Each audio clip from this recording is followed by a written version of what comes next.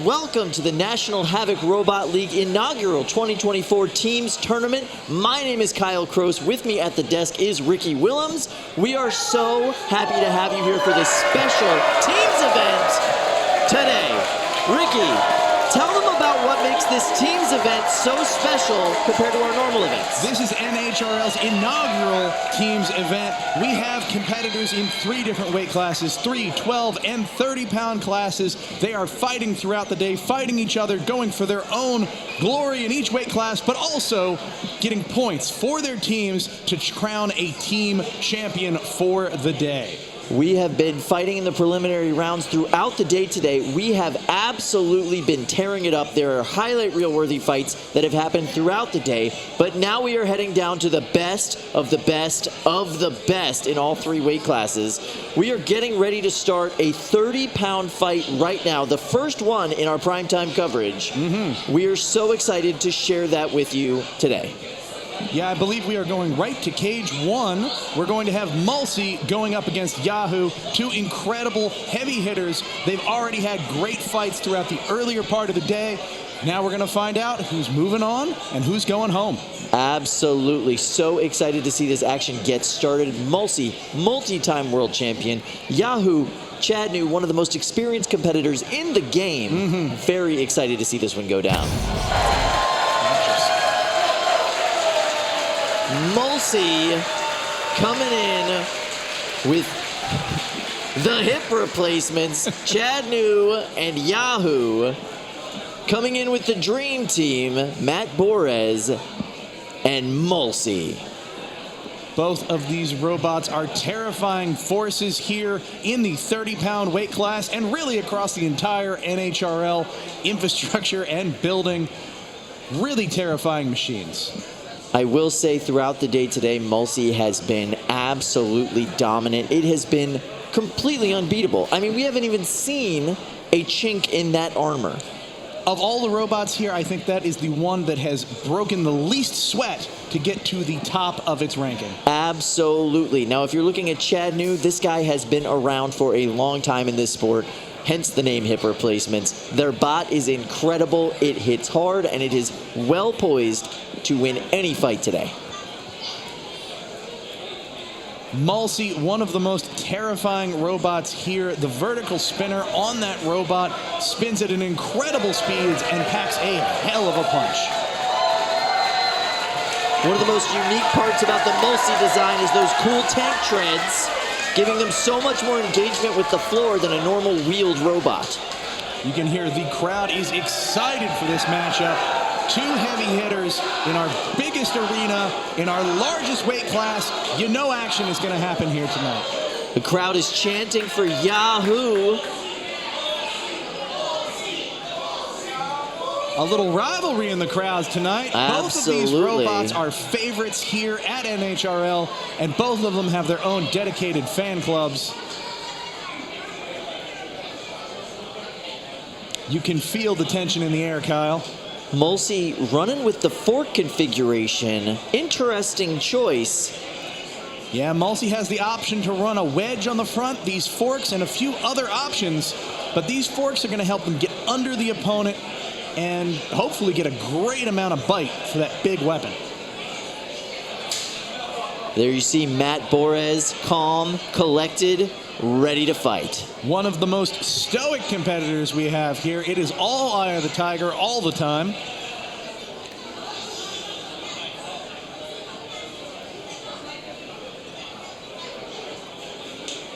There we go. Get that camera on him. Even the camera is intimidated by Matt Borez. It cannot keep focus. All right, over in the red square, Mulsey.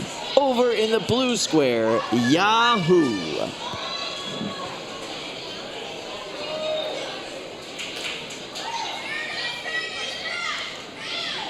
On the bottom left, we have Flo, the house bot. 2, 1, fight.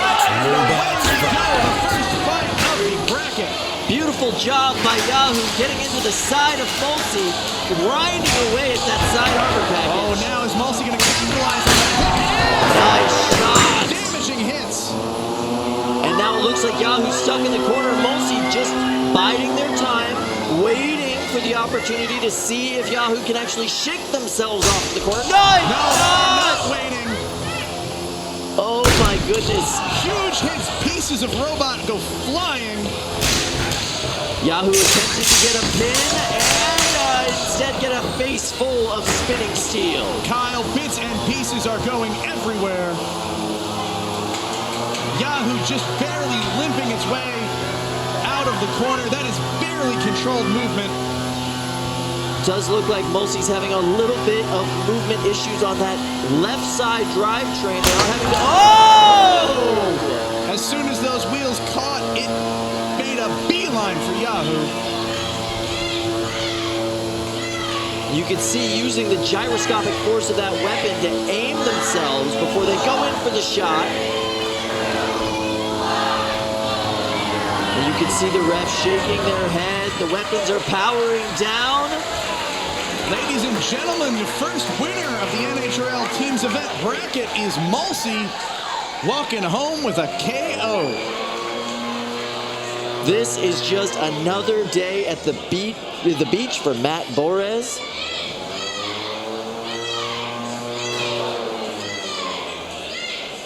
Oh, interesting. We're having another countdown here.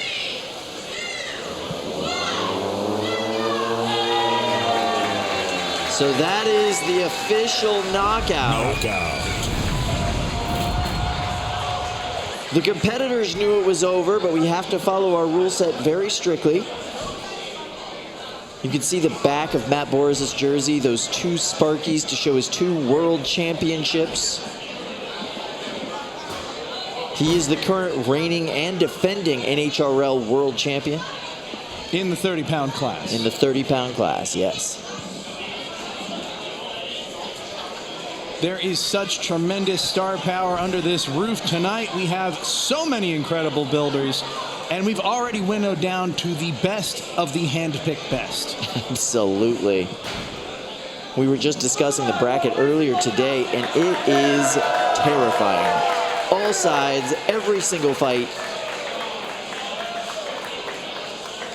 Yeah, this is a scary day to be a fighting robot if you are in the House of Havoc.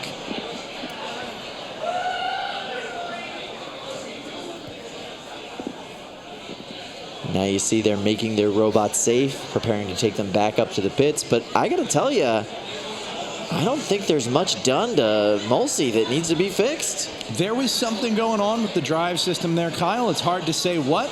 They're going to have some repairs to do, but that is a competent and focused team. They're going to do a great job.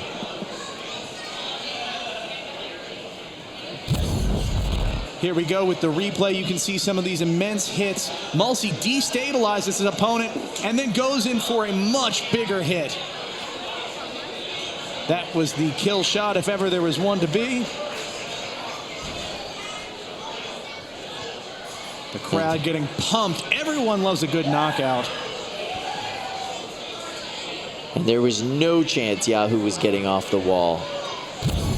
No, it's one thing to have a unstick or have, get caught up on something here and there. It's another thing to be that level of disabled and really just unable to do anything to bring the fight back to your favor. All right, we're going to throw it over to Lindsay with the winner. Lindsay, how you doing?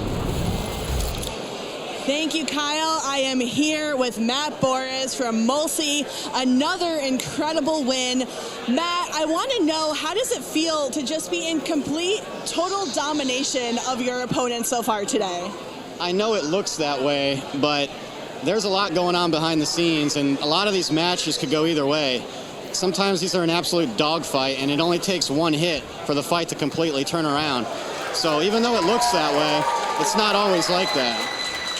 Now, Matt, do you have a strategy going forward for your next opponent? Is it just what you've been doing, or are you going to try something new? My basic strategy for everybody is to just be extremely aggressive, be relentless, stay on top of them until I get the knockout. And that's what's been working so far.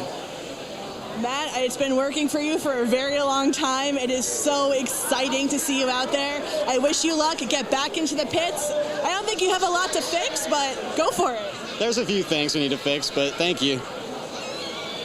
Thanks so much, and back to the desk. Thank you, Lindsay. Man, you talk about a focused competitor. Matt goes into those fights. I don't think I've ever seen someone so focused on a knockout every time. I love that he says it only takes one hit for him to lose. That one hit has just never come. It's just a consistent win record for him across multiple competitions, multiple years now. I think it's that mindset of one hit is all it takes is why that hit never comes. He's always on guard for it. He's prepared. He's ready to go. Absolutely. He's got a very succinct design philosophy, and he doesn't change things that work. It's something that we see so much in this sport where people are always wanting to tinker, always wanting to experiment. Not Matt. If it works, he's going for it. Yeah, that is definitely one end of the spectrum of competitiveness we have here at NHRL. He is all business all the time, and it's sure paying off for him tonight. All right, so we're going to go upstairs to Chris. He's in the pits. How you doing, Chris? Hey, you guys doing? I'm here with Chad New, driver and builder of Yahoo. Just went head-to-head with Mulsey, one of the most devastating bots here in the 30-pound class. Chad, tell me what happened in the fight. We got Mulsey-fied, Chris. Walk us through some of the damage that I see down here on the bot. Some of the gourmet damage. This whole frame member got cut in half. That's extremely impressive. Solid steel cut, the steel hinge. But other than that, we're fine. Now, you come all the way out from Colorado. Tell us about the level of competition here at the NHRL Teams event. This is the best of the best. Mulsey is the one to beat for sure. We've beaten him in the past. Today, he definitely got the upper hand on us, but we got some data points. We'll get him next time. We had our shot. We had him right to the sides. We couldn't close the deal. He turned the tide and got our side. All right, well, one of the most resilient bots is now knocked out of the 30s. Chad, I know we're going to see you again. Back to you guys at the desk.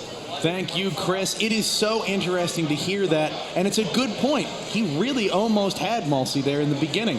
That side approach, if it had just connected once, one good weapon hit is all it would have taken. Let's go ahead and meet our next competitors in the 30-pound division. And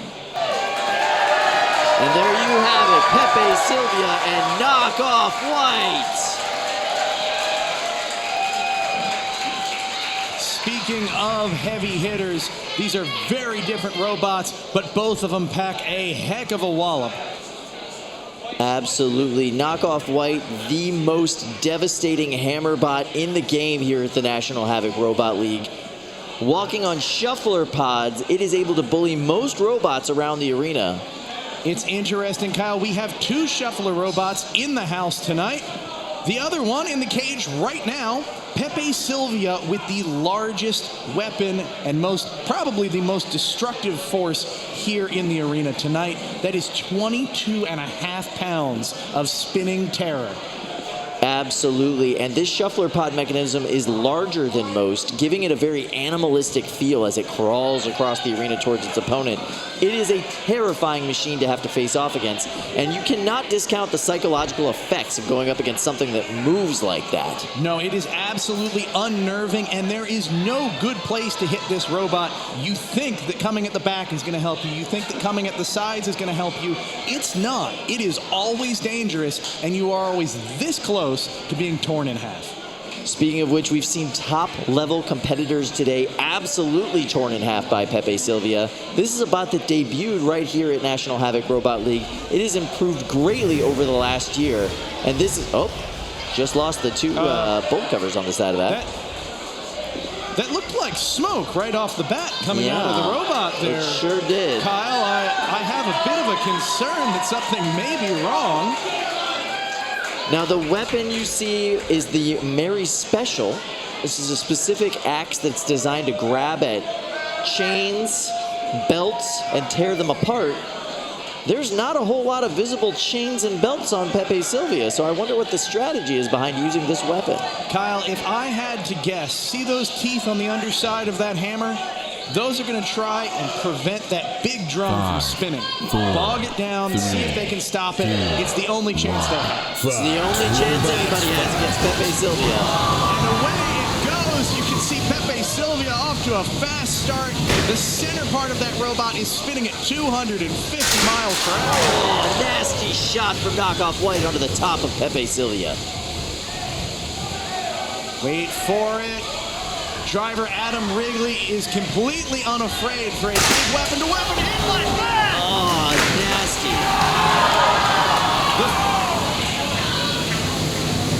The first layer of the front wedge of Knockoff White has been ripped off entirely, ladies and gentlemen. Now, I will say the Wrigleys are known for using ablative armor that is designed to take impact and get thrown off of it, but that doesn't look great if this match does go to the judges. The control that Knockoff White is exhibiting right now, able to put its opponent immediately into the corner and take full control of the situation. And look, it is stuck on the side of the arena, struggling to get off, Kyle. Absolutely, yes. One half of that shuffler pod seems to be not working at all on Half Pepe that Sylvia. drive is non-functional. This is exactly what Knockoff White wants. This would be a huge upset. Absolutely. Pepe Sylvia has been wrecking bots all day. If Knockoff White can pull this out, that changes a lot of people's predictions on this bracket. Ow! You can see this is a strategy a lot of robots take. They pin for the exact 10 seconds they are allowed to pin, and then they deliver a big blow with their hammer or other weapon. It's maximizing the points, getting the pin, getting the control points, and then getting the damage points right at the end of that time limit. You can see Pepe Sylvia on the ropes, using its one free unstick from the house. Oh, that was the most violent unstick I've ever seen! Folks, that big gray box weighs almost 350 pounds, and it got tossed around like it was nothing. Now, Pepe Sylvia is still down half of its drive, but just by the sheer force of that weapon, it is able to move around the box on one side of the drive. Yeah, it is powered by spite right now. And you can see the Wrigley brothers are trying to angle in for another shot with that hammer. We're coming down on the last 30 seconds of this match. It was anybody's game to begin with, but it is clearly going in favor of Knockoff White right now.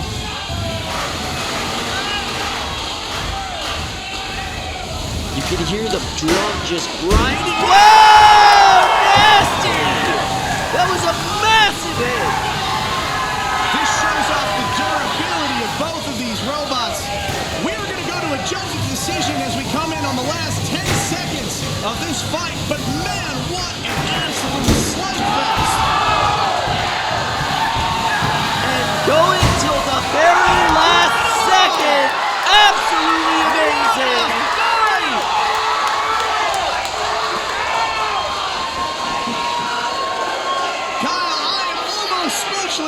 That was an incredible performance from both of these teams. Wow. The physics alone are stunning. You can see a lot of camaraderie, a lot of good spirits, and good sportsmanship cage side. But man, what a series of exchanges in the box tonight. Now that was a bit of a late hit at the end, but quite frankly, that was kind of both competitors still coming in towards each other. It is very hard to spin down a weapon like Pepe Sylvia's. Now you notice, Kyle, Knockoff White is still upside down in the arena. Yeah. You gotta wonder, did it take some damage in that last big hit? I gotta tell you, it looked to me like it was a little torqued by the end of that fight. That weapon is somewhat disposable. It is meant. Oh, look at that. The top plate is open. That's what I'm saying. And the frame, look at how that bottom plate is just kind of wrenched a little bit to the back corner over there. I think that frame got a little torqued. That last hit did some serious damage. Absolutely. Now, both drive pods are still working. And she gets self-right, but oh my no! God. Kyle! Those guts are out. Even with its innards strewn about the arena, Knockoff White continues to run. And see what I mean? It's kind of... I do, but look, it still works. It's cantilevered a little bit. However, Pepe Sylvia looks fine. I mean, honestly, it survived that pretty well. Yes, it is down a drive side. There is visible damage there. Both of these robots, despite the extreme damage we see on Knockoff White, have an equal level of functionality in terms of the systems that work and the systems that do not. Yes. Now, that's not all that comes into play here. When we when the judges look and they think about damage, they look at more than just what works and what doesn't.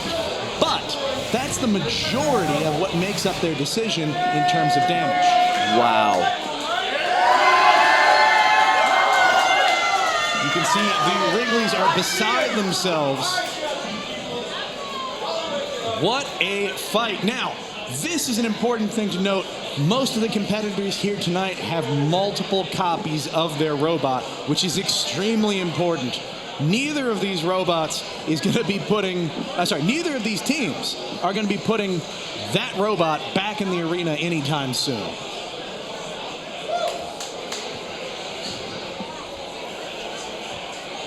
What a fight. Yeah, absolutely incredible.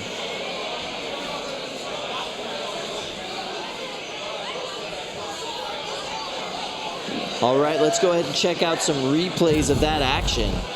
Look at that shot. You can see that first layer of a blade of armor getting torn off by Pepe Sylvia early in the match.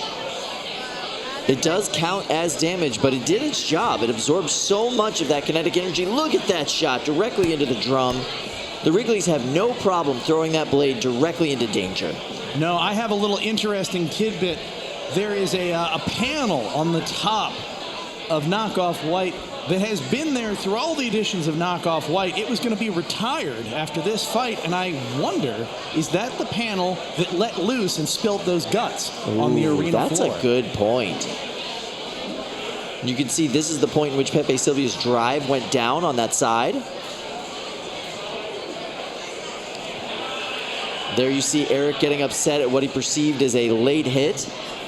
I do believe that was accidental. They were still kind of careening towards each other.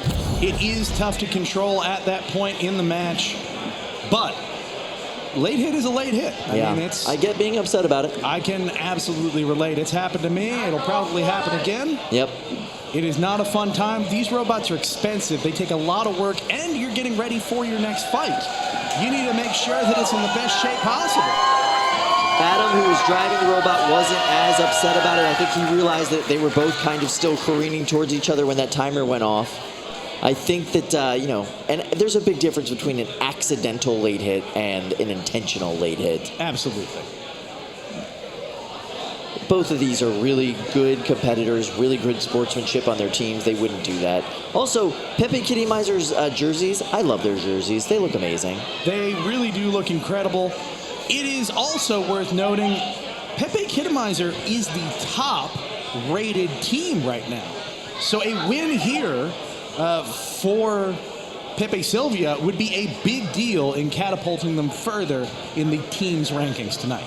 This win would put them either tied for first or into first if they were able to pull this one out with the judge's decision. So we'll have to see how that goes. As of right now, thanks to Mulsey, that dream team is sitting right on top.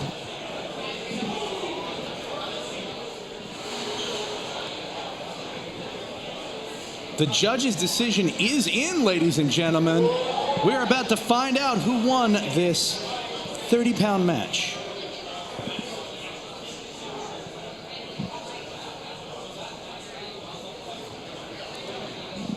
Here comes the judge's decision for this 30-pound quarterfinal fight. The winner is Knockoff White. By a huge margin, no surprise there. That is an immense margin, Kyle. That is one of the most dominant judges' decisions that we've seen here in a long time. That is going to be really good for Reasonable FC's Reasonable Fight Club standings in the bracket today. Yeah, they needed that win if they were going to stay in the running to be one of the top 8 teams tonight. What a crowd we have. You can see they want their sparks. They want their mechanical madness. All right, so let's do our best to give it to them. Let's go to Lindsay with the winner. Adam, what a win. How do you prepare for a bot that is so unconventional, so hard to plan for? What were your thoughts going into this? That's a good question. I don't know what they were thinking coming against us with our completely unconventional wild robot. No, but it's a good question. I mean, they're crazy, right? They're so big and they're heavy and this insane drum. And I think the feelings we felt going against them are similar to what people feel going on against us. What are you going to do? So we just shoved a giant piece of plastic into them and then shoved a giant piece of metal into them and then saw what happened. Now, this is not your first time fighting Pepe Sylvia, so I feel like you're basically a pro at this point. Well, when you saw what I felt was a really close match, how were you feeling waiting for that judge's decision? So what I always say is when you're fighting with our robot, which is very control-like, you have to be perfect the whole fight. If I mess up one time, they can destroy my robot. They just have to get that perfect hit once. And you saw it after the bell. We came together and boom, if that had happened during the fight, we probably would have lost. So, I mean, it's tough. It's nerve-wracking. When you can string it all together for 3 minutes, though, it feels really nice. So, Adam, how do you feel about your chances? You've knocked Pepe Sylvia off the list. How do you feel about the rest of the day? I'm so pumped. We're going up against, one of our usual teammates, Matt Borges and Mulsey. So we're really pumped. Usually we're running it with them. They're running cow with us. So we're going head to head. We've only fought once before. It was a close fight. We came out on the wrong end of it. Maybe we can avenge and win this time. We're looking forward to it. Well, if there's anybody who knows the secret behind beating Mulsey, it's probably you. Good luck, Adam. Thank you so much for just bringing this robot carnage to us, and good luck in the pits. Thanks for having us. Woo! Very cool. Adam Wrigley, what a competitor. The amount of joy on that man's face after that fight. I mean, well-deserved, well-earned joy after that fight. That was incredible. It really was. It really was. So let's go ahead and meet our next competitors. This is Colossal Avian and Crack. Crack. These are two overhead attack bots. Colossal Avian is an overhead saw bot, hammer saw bot, and Crack is a hammer bot. It's worth pointing out this is very unusual. 2 hammer bot fights in a row. Yeah, not typical. The fact that we have 2 hammer bots competing at this level here at NHRL is impressive already. And Crack has been doing a bang-up job. Dare I say, he has been cracking all night. Absolutely. Huge upset win earlier today against Vorion. Brought them back into this tournament. They have been doing an amazing job throughout the day today, throwing that weapon with reckless abandon and getting some really good damage points with it. If any robot here was a dark horse tonight, it is probably Crack. Now, that is not to throw any shade towards Colossal Avian. This is a bot that is really well designed. That weapon hits extremely hard. They've had some reliability issues with it throughout the tournament today. Let's see if they were able to get that resolved during our halftime break, and they've got some more reliability, because this is a deadly weapon when it's up and running. It truly is. This is also interesting. A robot like Colossal Avian usually doesn't have a lot to worry about. All the delicate stuff is up top. Tonight, they're fighting a hammer. Yeah, exactly right. Everything could be smashed to bits if they hit it just the right way. Hammers are really interesting because they are trying to hit the most vulnerable spot on their opponent. They are going for an area that typically has less armor, less protection, and is more vulnerable to a single big hit. You can see that the Colossal Avian team is sitting cage side here, monitoring all the crucial information and data coming off their robot.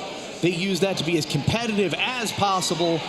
Meanwhile, Crack is just looking calm, cool, collected, and ready to take a crack at their opponent. As we come down here, we're going for another 30-pound fight in Cage 1. A quarterfinal match between Colossal Avian and Crack. 3, 2, 1. Fight. Robots Crack fight. coming out quick from the blue corner. Nice, good pin by Colossal Avian, and a nice hit right on the side plate of Crack. Sparks are flying. The forks on the front, those long dangly bits on the front of Colossal Avian, doing a great job getting under Crack. Helps it to control the match and control its opponent. Lining up for another shot, getting that weapon up to speed, taking the full set. Oh, nasty. Kyle, you can see all the extra armor that Crack has added to the top of their robot to deal with these big hits from Colossal Avian. It looks like it might not be enough. Crack is not moving. Absolutely. Crack seems dead in the water. Wait, there's a little bit of a twitch. It's trying. Something is gumming up the works in that robot. But the countdown is started. Oh, wow. Coming in with a little bit of a love tap. That's a risky move. They very well may shake whatever's gumming up the works loose if they do that. And they have. There it is! Crack is back! Ladies and gentlemen, Crack is back. There's another nice pin by Colossal Avian. Weapon getting up to speed and a shot directly to the top plate of Crack.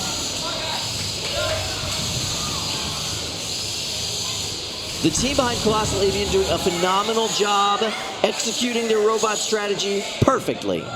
Pins, holds, gain those control points, and then come in for a massive hit. This is a very tactical match, and we weren't necessarily expecting that out of these two. Normally, this is a slugfest. They are hitting each other as hard and often as possible. Colossal Avian, though, has turned this into a driving test. The weapon getting up to speed on Colossal Avian, and they get a pin and a shot right on the front armor plate.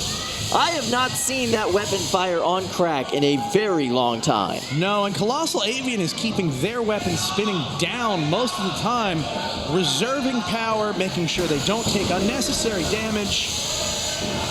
Very tactical driving. Crack barely moving, had to utilize the house bot for an unstick. That is their one unstick, Kyle. Not a bad time to do it with just 30 seconds left in this matchup. No, this does appear that it will be going to the judges, but this is a foregone conclusion in my opinion. Wow, another slam for Matthew Zhang and Colossal Avian. Really just skillful, thoughtful driving by Matthew Zhang today.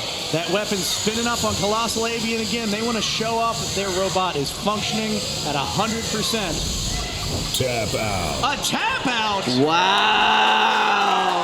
Okay, so the Crack team essentially just awarded the Colossal Avian team 4 points for that victory with a knockout. Just Longbird walking away with a 4-point knockout victory today. That is very interesting, Kyle. That can really shake up the way these brackets work. Yeah, that, I do believe, is going to push Just Longbird up from a tie for 4th place to solid 4th place. So in other words, they are currently tied. Just Longbird is currently tied with Too Hot to Handle. Oh, no, it's even more than that. They're going to jump up to be tied with the Brazilians. And Pistola, yeah, wow. For 3rd place. That's amazing.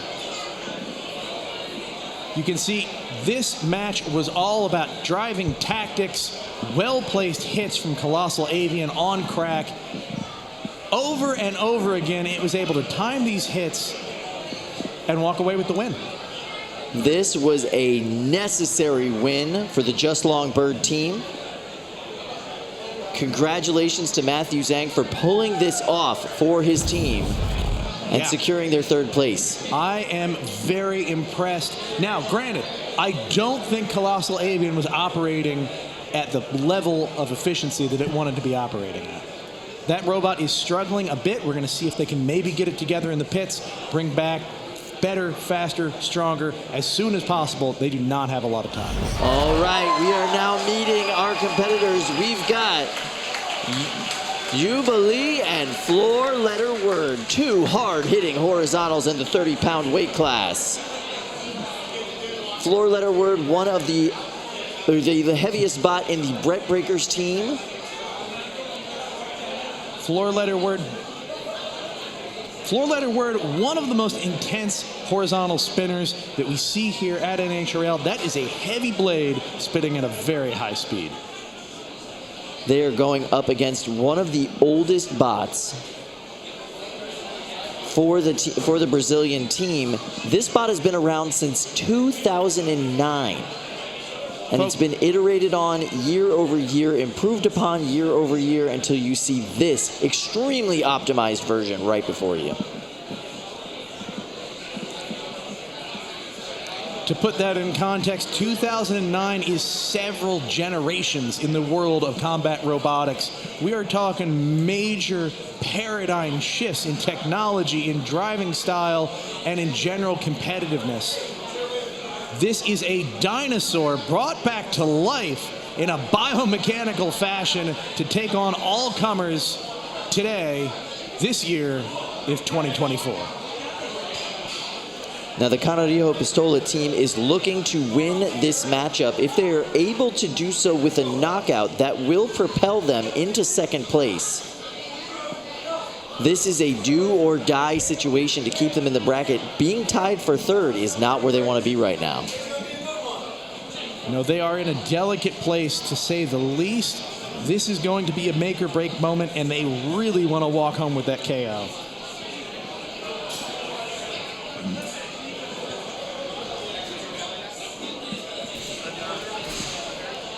Brett Breaker's currently coming in 7th place. 9 total matches today, 21 total points.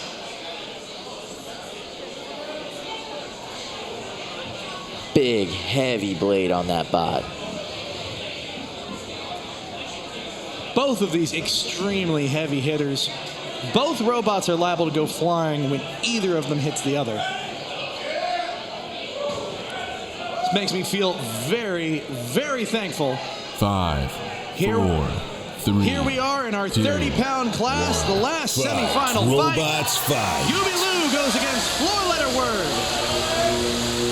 Away we go, Floor Letter Word inching its way out of the blue corner. Oh, nasty hit right onto the side wheel of 4-letter Word. Both of these robots very measured in their attack. Absolutely. You can see a lot of caution from Jubilee. They are taking the time to pick their shot. The wheel on 4-letter Word has started to become detached from the hub. It is having trouble spinning.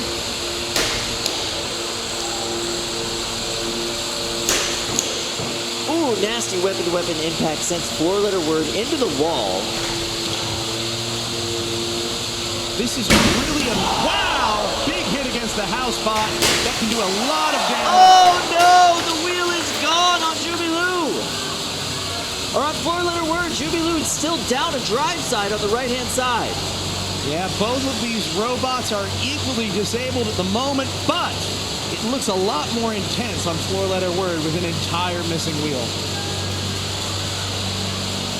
Now, we do not call this fight because both of these competitors are still able to move. It may take them some time to connect, but I have a feeling when they touch, sparks are gonna fly. Pal, every time we touch, I feel the static. It's electric, Ricky. Absolutely. They are working their way. Oh, this is a bad place. 4-letter Word is hung up. Yubi Lu is on the edge of something great. Look out! Oh, nasty shot right there into the face of 4-letter Word. The weapons are spinning down. It's Yubi Lu that took the brunt of the damage. The armor on the top of Yubi Lu was ripped off in that exchange, and both weapons have come screeching to a halt. We have 51 seconds left in this matchup. Both of these bots looking like drunken soldiers out there. And we are down to a one-wheel pushing match.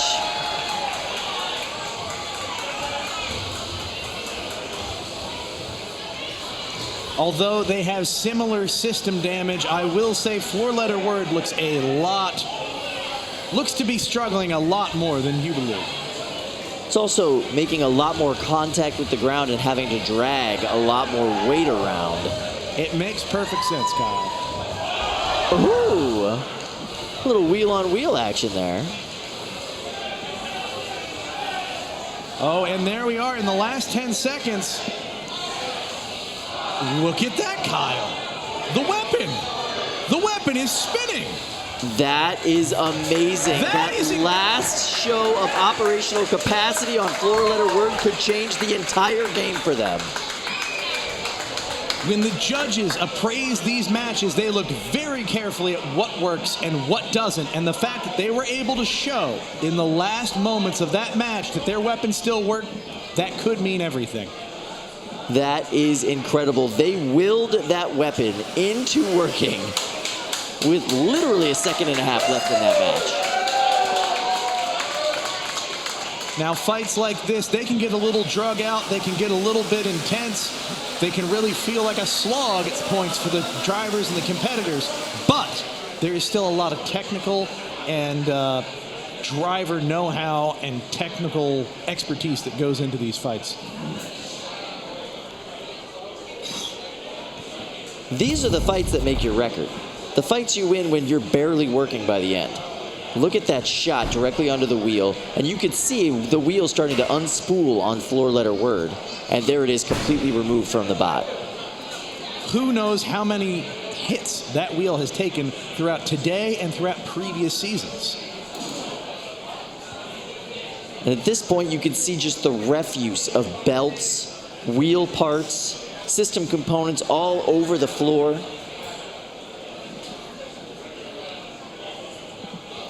Everything from belts to armor littering the arena.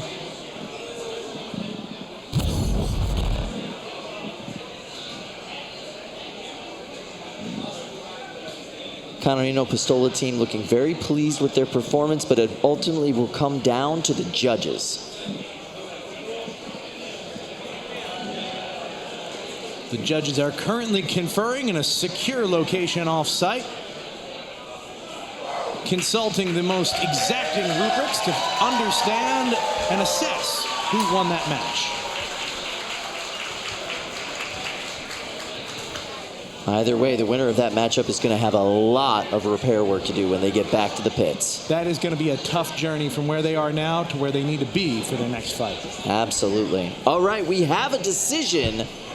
Let's wait for that to come up on the screen. Your winner. Split decision. Yubi Lu brings home the win. That's a pretty tight margin. Wow, impressive. So they will be moving on. They were the favorite on this side of the bracket. Yes. Very good for them that they are moving on, and that will secure their place in second place now moving forward. As impressive as that was, I don't think anyone expected Yubi Lu to have that much of a struggle in that fight. No, absolutely not. They definitely have the longer track record, more experience, but that was a wonderful performance by Floor Letter Word. They earned every inch of damage they got on Yubi Lu. Up next, we are headed to Cage 2, a 3-pound fight for your enjoyment. Here we go.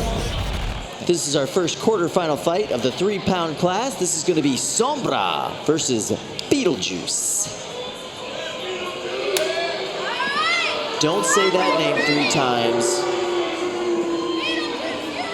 There you see Tomas, captain of the Sombra robot, giving an amazing performance here today. This is the best version of Sombra we have seen at NHRL. Sombra has been dealing out hit after hit. That is a terrifying weapon. Never count out Ariel and Beetlejuice. This is an extremely well-designed robot. She has made some really impressive improvements to this bot over the last year. Still, this is an uphill battle for them, going up against a death machine like Sombra. When you have such a big horizontal spinner and such a nasty vertical drum, anything could happen. 3, 2, 1. And away we go. Oh no! That was a nasty shot, and the weapon of Sombra is now sitting over on the opposite side of the arena. Ariel is already doing a victory dance. That was absolutely incredible. Tap out victory. Tomas coming to pay homage to Ariel's amazing shot. This is a testament to the durability and design of her robot, able to take that force and place all of it back into Tomas's weapon. What an upset! No, that is an incredible performance. Immediate domination. Sometimes one hit is all it takes, and that's what we've seen here tonight. That was absolutely incredible. A much-needed win for Team Pandamonium. Currently ranked 11th. that is going to rocket Team Pandamonium up in the brackets. Their team score just shot up. 4 points, that's going to put them at 15 points, still in 11th place, but solidly in 11th place, all by themselves, breaking the tie with the Leatherbacks. Look at the pure joy on Ariel's face. This is incredible. This is the second big unseating we've seen tonight. Beetlejuice taking out the Brazilian Sombra is not something anybody expected on paper. Absolutely not. That is not how I looked at this bracket in any way, shape, or form. We're going to go to replays now. We can see that big hit all over again. Beetlejuice off to a strong start, and that's all it took. That weapon completely ripped out of its cradle, and Beetlejuice none the worse for wear. Kyle, they completely shattered the bearings and the bushings that hold that weapon in Sombra. Absolutely destroyed the section of robot that holds that weapon in place. I mean, anything can happen here at the National Havoc Robot League. Sombra has been dominant all day long, and one weapon-to-weapon impact with Beetlejuice, that's all over. They are going home. In the 3-pound class, we have Lynx. Lynx is the 3-pound competitor for the Dream Team. And Fun Size, the representative from Big Brutus Robotics. Lynx is one of the most revered robots here in the 3-pound class. And Big Brutus is bringing Fun Size, which is a robot known to unseat top seeds. Absolutely. It is designed to break robots just like Lynx. Small, compact, tight to the ground, with a vicious vertical spinning weapon. That's exactly what Fun Size was designed to destroy. That said, Lynx, multi-time world champion here at NHRL in the 3-pound weight class. Kyle, if I have to guess, we are going to see hit after hit after hit. Most of them are going to go to Lynx, and it only takes one for Fun Size to turn the tables. There you see Calvin, Iba, and Lynx ready to go. Teammate Jameson Go standing beside him. And there you see the Durfler brothers with Team Big Brutus Robotics. They are dialed in. Robots fight. Away we go. Little piece is coming off Fun Size right away. You can see Lynx is trying hard, but the blows kind of bounce off of Fun Size. Hardest part about fighting a big wheel robot is getting to the important components. The only thing you can really do is just go weapon to weapon or aim for those wheels. Oh, look at that wheel getting deformed on the right side of Fun Size. Fun Size is not invulnerable, but it can take a beating.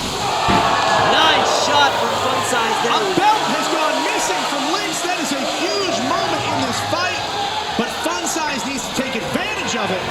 They need to strike again while that robot is upside down and disabled and deliver a finishing blow. If Lynx can reset itself, if it can self-right, Fun Size is going to be in a lot more trouble. I wonder where that belt came from on Lynx. Kyle, that is a weapon build. Yeah, that's not Lynx good. is down. It is no longer able to do major damage to Fun Size. This is Fun Size game to lose at this point. Wonderful job by Calvin, self-righting themselves on the giant spinning bar of Fun Size. Huge hit! Lynx being propelled into the wall of the arena. Once again, landing on their heads. This is a suboptimal position for Lynx. Calvin Iba desperately trying to get it back on its front wheels. Remember, folks, these blades are spinning at hundreds of miles an hour. When you see these robots fly across the arena, that is a huge amount of energy. However, Fun Size really struggling to drive. If they can't bring their weapon to a place where it can hit Lynx, it doesn't matter how fast it's spinning. Wow, look at that. Fun Size desperately trying to get themselves across the arena, but they don't have a lot of control right now. Similarly, Lynx is down a drive side and upside down and has no weapon. Lynx is running on fumes, but Fun Size is really struggling to capitalize. These big-wheeled robots are so hard to drive sometimes. This is no walk in the park for the Durfler brothers.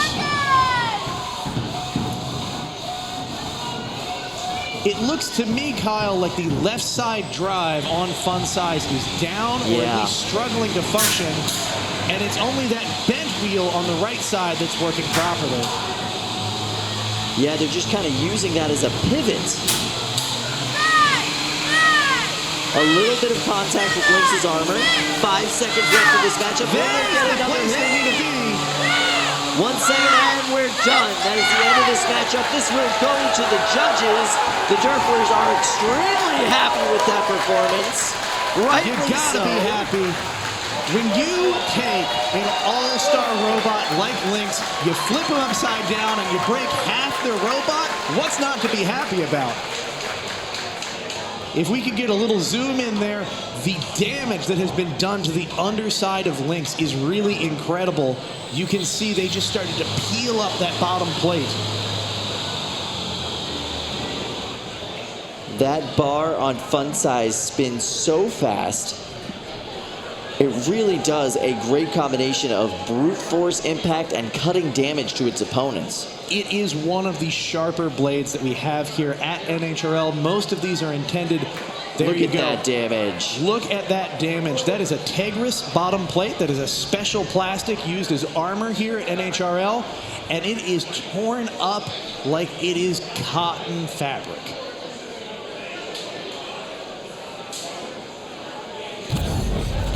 Going to the replay, you can see Lynx strong right off the bat, very aggressive, but it only took a few of those hits before Fun Size was able to land its own big hit, disabling the weapon and doing a ton of damage. Absolutely. In the rock, paper, scissors of combat robotics, this is a difficult matchup for Lynx. Calvin is a phenomenal driver, was able to get aggressive at the beginning, but once that belt was sniped, it was all going the way of Fun Size. And the celebration by the Durfler brothers right there at the end seals it for me. We'll have to see what the judges have to say.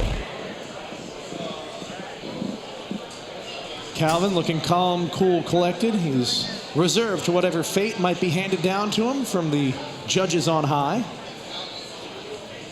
Keep in mind the Dream Team still sitting in first place, 34 points. This is an incredibly important match for Big Brutus Robotics. This would rocket them up into the top 8. Just barely, though. Yeah, just barely putting them past Team Reasonable FC. And the hip replacements.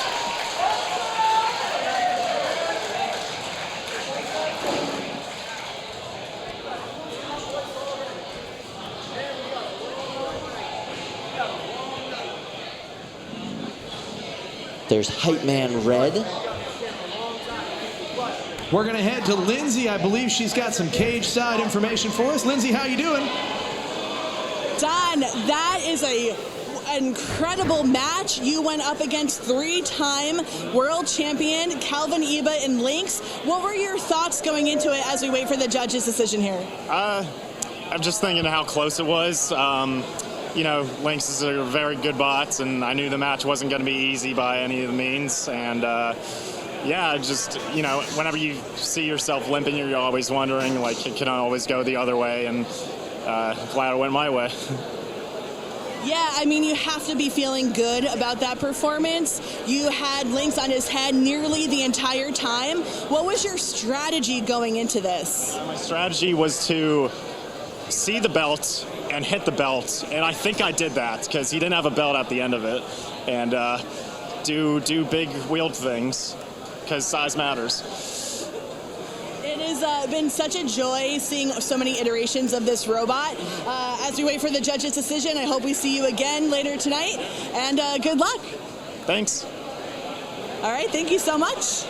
Thanks, Lindsay. It's great to get that inside scoop. We're going to go right to the results because they are in from the judges. Coming up on screen, we have the winner, fun size unanimous decision, 9-11-9. They are taking home the win, and that rockets Big Brutus Robotics up into the top 8 teams ranked here tonight. Well deserved by that team. Amazing performance by the Durflers. They've got a great chance going into the rest of this competition. So proud of them. That robot hits so hard for that weight class. It is incredible. To be able to hit Lynx hard enough to dislodge its belt and to be able to do that kind of damage is really something. Absolutely incredible. Congratulations to Don Durfler, bringing home 3 points to their team. All right, let's go ahead and meet our next competitors in the 3-pound class. Eruption going off against Project Liftoff. Team Too Hot to Handle going up against Team Brick Breakers.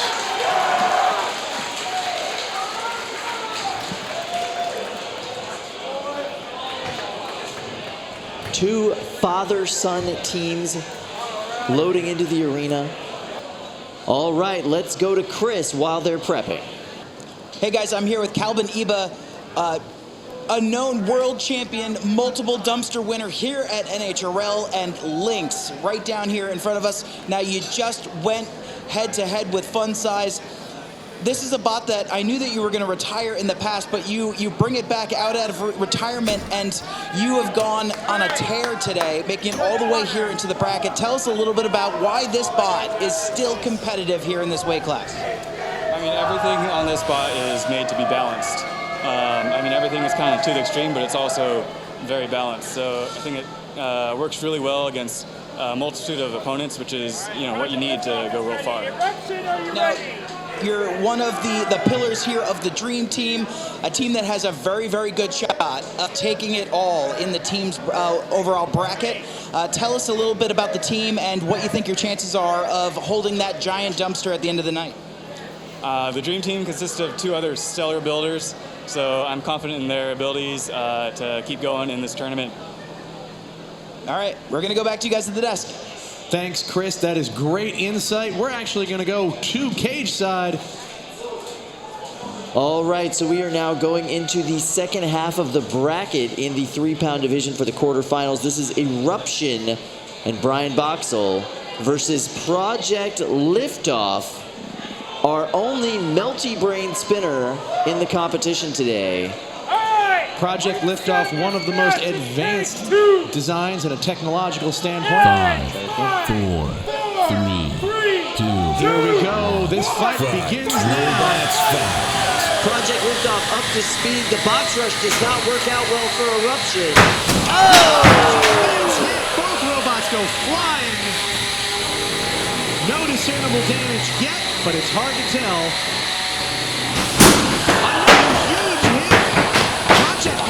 Looks to be the winner of that exchange, followed by a smackback from Eruption. Every one of these hits is cataclysmic. Huge amounts of energy. And that's exactly what Brian needs to do with Eruption. Gain control of these impacts and start launching Project Liftoff off of the walls, creating those ricochets, doing the most damage to the internals of that very advanced bot, Project Liftoff. You can see Eruption very quickly able to self-right itself.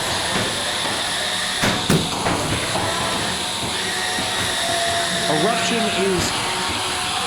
Project Liftoff is starting to have trouble. Little bits of damage seem to be accumulating. It's no longer as stable. Project Liftoff being piloted by Andrew Casper. Probably the best driver for this melty brain style of robot in the world right now. That was a big hit, Kyle. That was massive. Eruption went and launched itself into the wall. You can see the lights are locked in on Project Liftoff. That means it's up to speed, and it is dangerous. What is Eruption going to do? They're almost on the run, and nice shot from Eruption, gaining control of that exchange. On a follow-up shot. The durability of these 2 robots is incredible. Both of these are still up to speed, still anybody's game. All it takes is one good hit. nasty.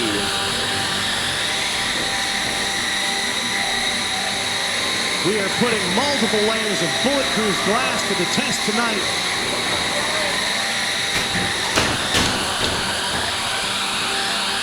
Eruption measuring its moment, looking for an opening, and there it is. That is one of the most terrifying things about Project Liftoff. That ricochet off the walls, they can hit you from behind after you knock them into the wall. But they are slowing way down now. These hits are adding up. Oh my. Coming out in the last 30 seconds of this match. This is not the spot where Project Liftoff wants to be. Pushed up against any wall is a bad place. And Eruption is very strategically ending this fight with a pin. This looks incredible in the judges' eyes, getting a ton of control points.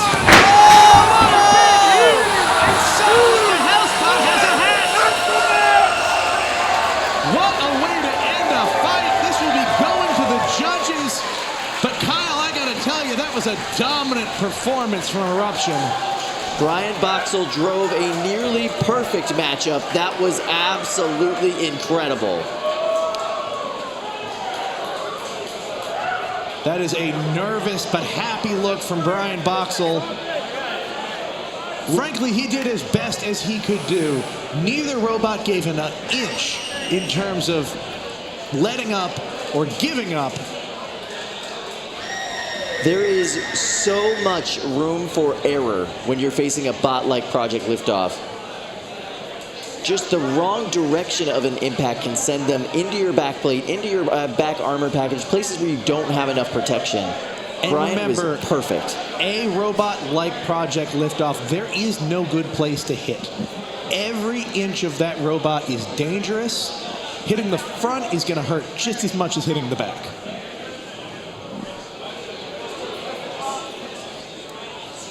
All right, here's a replay of our camera being taken out. These robots bounced around at incredible rates, and here it comes.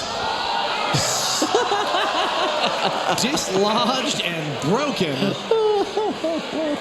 I really like it when we break the film equipment inside the box. There's just something really gratifying about that. It's hard to say. Do we invoice the Casmers or the Boxels? And there you see our crew trying to figure out how to repair that damage. No, this is all in good fun and well budgeted for. Damage to the arenas is part of the game and part of the fun. All right, let's go to Lindsay with Brian Boxall. Thank you, Kyle. Brian, oh my goodness. I have used this word to describe your robot before, undeniable. It hits so hard, but Project Liftoff gave you a run for your money. What was your strategy going into fighting such a strange, unconventional robot? As far as I'm concerned, Project Liftoff is the most durable Beetleweight at NHRL. I knew full well going into it, I was probably not going to win by knockout. So I wanted all the big hits, and I think I delivered on some big hits. But I also tried to play it safe. I had my drive coach letting me know how much time was left. So if you notice, I was taking some time to just let the clock run out, make sure that I wasn't going to run out of battery, take it nice and easy, but also, wow, those were some hits. One of the incredible things about your robot is how reliable it is. It can dish out so many hits, take so many hits, and still keep going. What's your secret? A lot of iteration, a lot of competition. This is Eruption's 33rd time competing at NHRL. I have a lot of fights under me, and it's not always been this reliable. There have been ups and downs, and this iteration is something to fear. I could not agree more. I wish you all the best of luck in the pits. I don't know if you took a lot of damage, but good luck, and we'll see you in your next fight. Thank you. See you then. All right. Thanks so much. Thank you, Lindsay. That is great insight. Brian Boxall looking absolutely flushed and flustered there. Yeah, I think he was worried about that fight. Anybody would be worried about going up against Project Liftoff and the Casmer family. That was absolutely incredible on Brian's part. Perfectly driven match. That's one of those fights that is really frustrating because of the damage that's done. No big part is broken. everything is damaged. All right, let's go to Chris in the pits. Chris, how are you, buddy? Hey guys, I'm here with Jim Casmer. The Casmers, the royal family of Melty Brains. And we just heard Brian say that Project Liftoff is probably the most resilient robot within the weight class. Can you tell us how you've achieved that in such a pancake of a robot? Well, it's probably 30 iterations, 40 iterations, 5 years of work. So we put the time in. I mean, everywhere there was a failure, we try to figure out how to build it stronger. So, Eruption is one of the hardest hitting bots in the weight class, and this seems to be the immovable object. If we can just get a close look at this thing, I mean, it still looks like you could just charge the batteries and throw it back into the cage. I think we could. And what makes it so substantial? I think it's mechanical simplicity. A lot of people have moving parts on their robot. We have 2 moving parts, just 2 motors that spin. It's a hub motor setup. It's dead simple, and that's the key. 30 iterations. Is there a 31st iteration coming? Yeah, I was sharing with him something I want to do for January, kind of a whole new design on it. He's not optimistic, but I think it's going to be great. I'm optimistic. Everyone out there is optimistic. Thank you so much, Casmers. It was an awesome job today. Back to you guys at the desk. Thank you, Chris. It is amazing how unscathed that robot looks. He is 100% correct. It looks like you could charge that and throw it right back in the arena. Absolutely. He's putting it on the fan right now to cool off the internals before they work on it. They are just such a smart team. Brilliant men working on an incredible machine. Mechanically simple, but technologically incredible. Oh, and look at that father-son photo op. Those are the moments that make it, you know? Absolutely. Now, Andrew does serve with the armed forces. He's not home very often, but we do have a decision right now. Yep, let's go ahead to our in. decision. There it is across the board. Eruption taking home the win. By a healthy margin. A healthy margin. I got to say, though, just the fact that they were able to make it to the end of that match against Eruption, that is a heck of a feather in the cap. All right, let's meet our next competitors coming into the arena right now. Chainsaw Kitty versus Chubby Unicorn. Chainsaw Kitty, the 3-pound offering from Pepe Kittymizer. Chubby Unicorn, the 3-pound offering from Birbs Aren't Real. I think that's true, Kyle. Birbs are not real. Yeah, that is true. As far as I know. Chubby Unicorns, however, are real. There's one right there. Yeah, it's right there.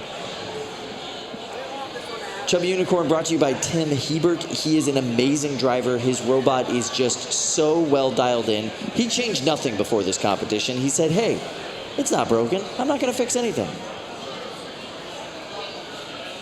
Chainsaw Kitty right there. This is the glass cannon of the division. The motor's on the outside. The weapon is an experimental material. It is just optimized for massive hits.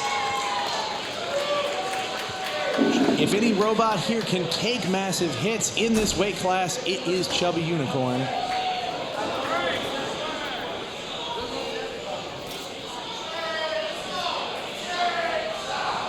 You can hear the crowd is excited to see Chainsaw Kitty perform. Keziah Sky and Chainsaw Kitty, both crowd favorites here. Chubby Unicorn, no slouch itself in the fan department. Absolutely not. Now, this is a rematch. These two have gone against each other several times in the past, and Chubby Unicorn has always presented a unique problem for Keziah Sky and Chainsaw Kitty. Tim is a phenomenal driver, and his bot is so 5, durable. 4, 3, 2, 1. Fight, Away robots we go fight. in our quarterfinal matchup. A big hit from Chubby Unicorn and a nice hit back from Chainsaw Kitty.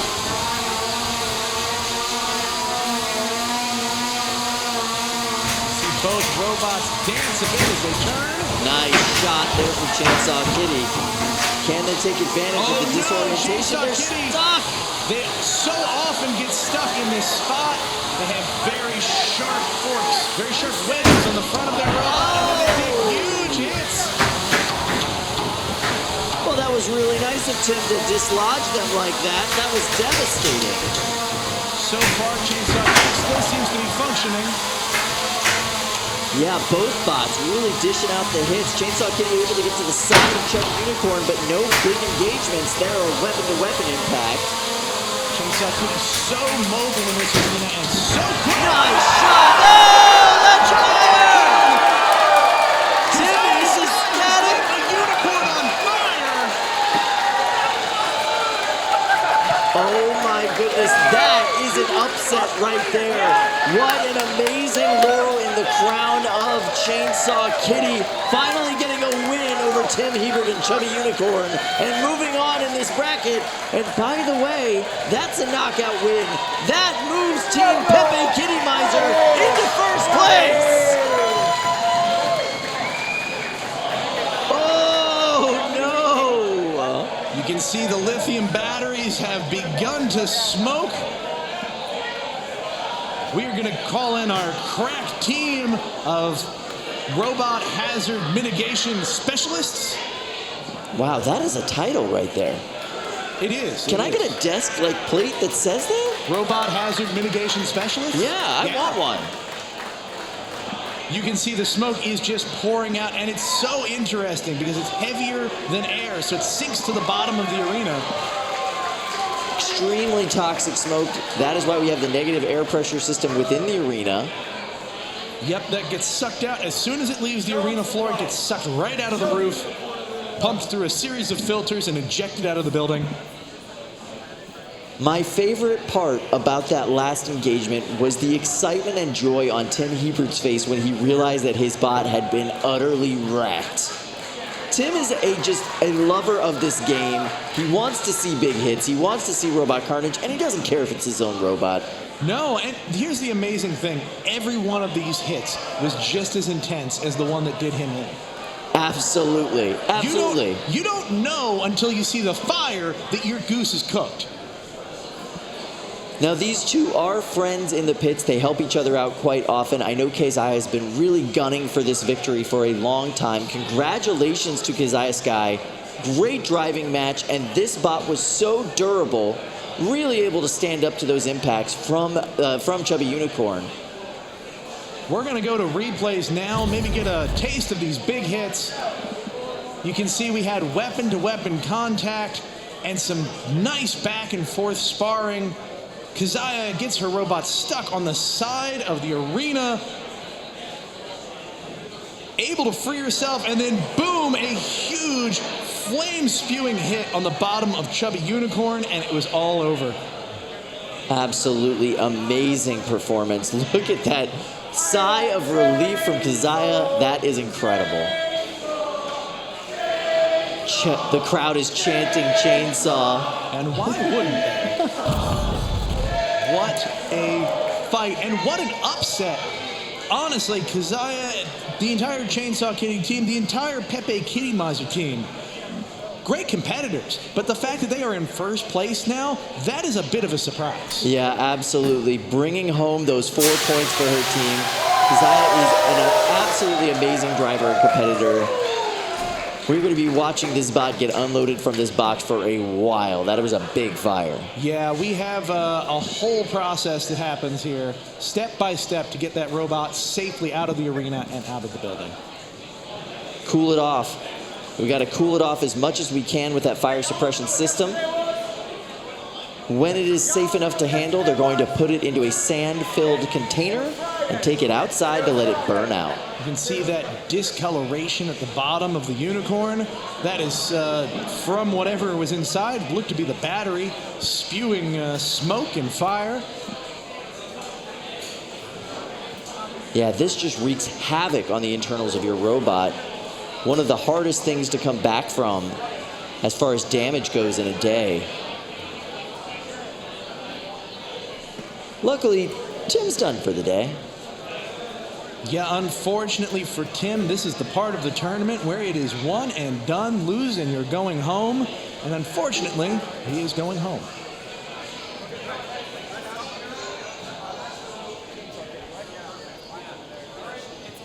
That does mean Chainsaw Kitty will go on to face Eruption in the next round. That is going to be a dogfight.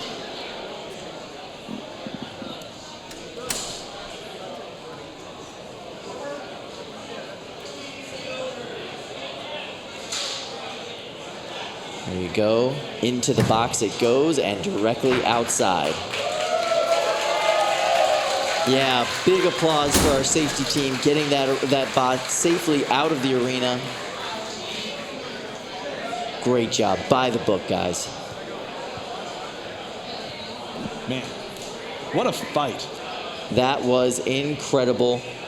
Cannot rest on their laurels for too long. Keziah now has to go on and face Brian Boxall and Eruption in the next round. Introducing our 12-pound class, let's meet our first round of competitors. Psycho and Grim Ripper. Jamison Go with Psycho. And Grim Ripper, piloted by the Skeleton Crew.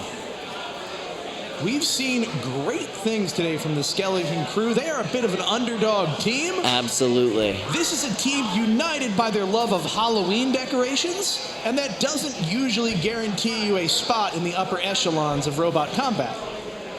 No, but it does add to the creativity that you might need to come up with ideas like this unique armor package. Nelson's the captain of this team, as well as the designer and driver of this robot. He is incredibly talented. And that armor package is unique to this weight class. It's really cool. It's almost like a horseshoe crab in the sense that it encompasses the entire bot in a wedge. Yeah, that armor package is really interesting because it works really well until it really doesn't. Yeah. And so a robot like Psycho is going to hit it, and it's going to hit it, and it might bounce off a few times, but boy, if it bites, it is going to blow that thing to smithereens. Absolutely. Yeah, the rock, paper, scissors of these weapons definitely goes the way of Psycho, but we will see how this works out. We're going to jump to our updated brackets and take a look at their standings. You can see Mulsey and Knockoff White now in the semifinals of the 30-pound bracket. On the other side of the bracket, we have Colossal, Avian, and Yubi Lu. All right, let's go look at the 3-pound bracket. We have Beetlejuice facing off against Fun Size at the top of the bracket, and down at the bottom, it's the death bracket. Eruption taking on Chainsaw Kitty. All of those robots, incredibly heavy hitters. That is going to be an amazing bracket to see how it turns out. Absolutely. Most competitive bracket here today, 3-pound division. All right, there is Jamison Go with his robot, Psycho, for the first fight of the quarterfinal round in the 12-pound division. Standing across from him is Nelson Barrios and Grim Ripper. Grim Ripper is a undercutter spinner with a very unique armor package. 5, 4. Psycho is 3, a vertical spinner 2, in the pink 1. corner. Fight, robots, fight. Both robots off to a cautious Grim Ripper headed skyward. When Psycho gets up to speed, they are able to knock any opponent into the roof. That was amazing. It looks like the weapon on the front of Grim Ripper has halted its spinning. Grim Ripper has come to a complete stop as far as weapon goes. I'd be amazed if that disc is still in the same shape after that impact. No, I'm hungry for Pringles right now. Jamison keeping his weapon up to speed so he can continue getting aggression points. But he's definitely being cautious and preserving his bot. He knows that weapon's down. All he has to do is survive this matchup. This is all a question of Psycho's durability. Can they keep control of the match and keep delivering hits? Yeah, now we see a great shot of the weapon on Grim Ripper. It is definitely not the same shape. They are calling for their one and only unstick, but a minute and 13 seconds left into this fight. Grim Ripper can drive just fine upside down, but it's not a place they want to be. You can hear the weapon on Psycho is spinning less fast than it was previously. Yeah, all he really needs to do right now is rock up points for the next minute and 25 seconds. As long as he can keep everything working on the thigh, he's going to win this one.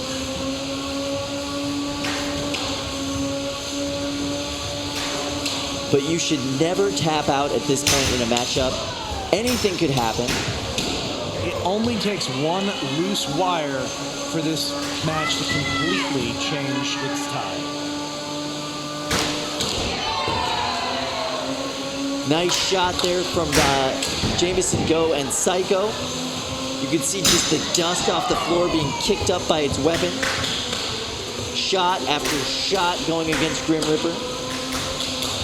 Nelson trying to keep its wheels on the ground, but very difficult when you're just getting juggled through the air.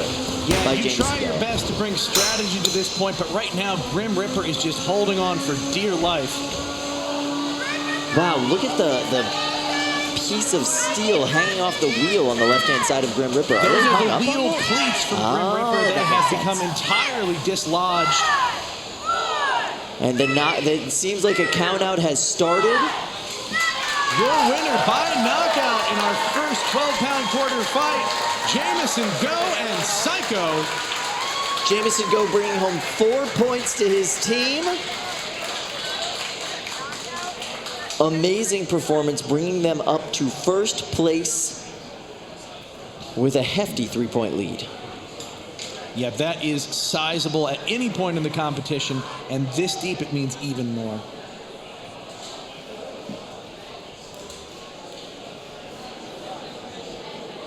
Jamison takes every matchup seriously here.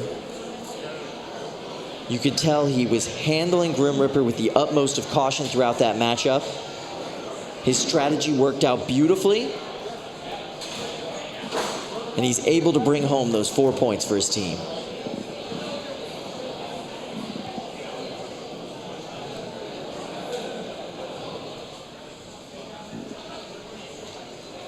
Deactivating the robot slowly but surely. Look at the damage on the top of that robot, Kyle.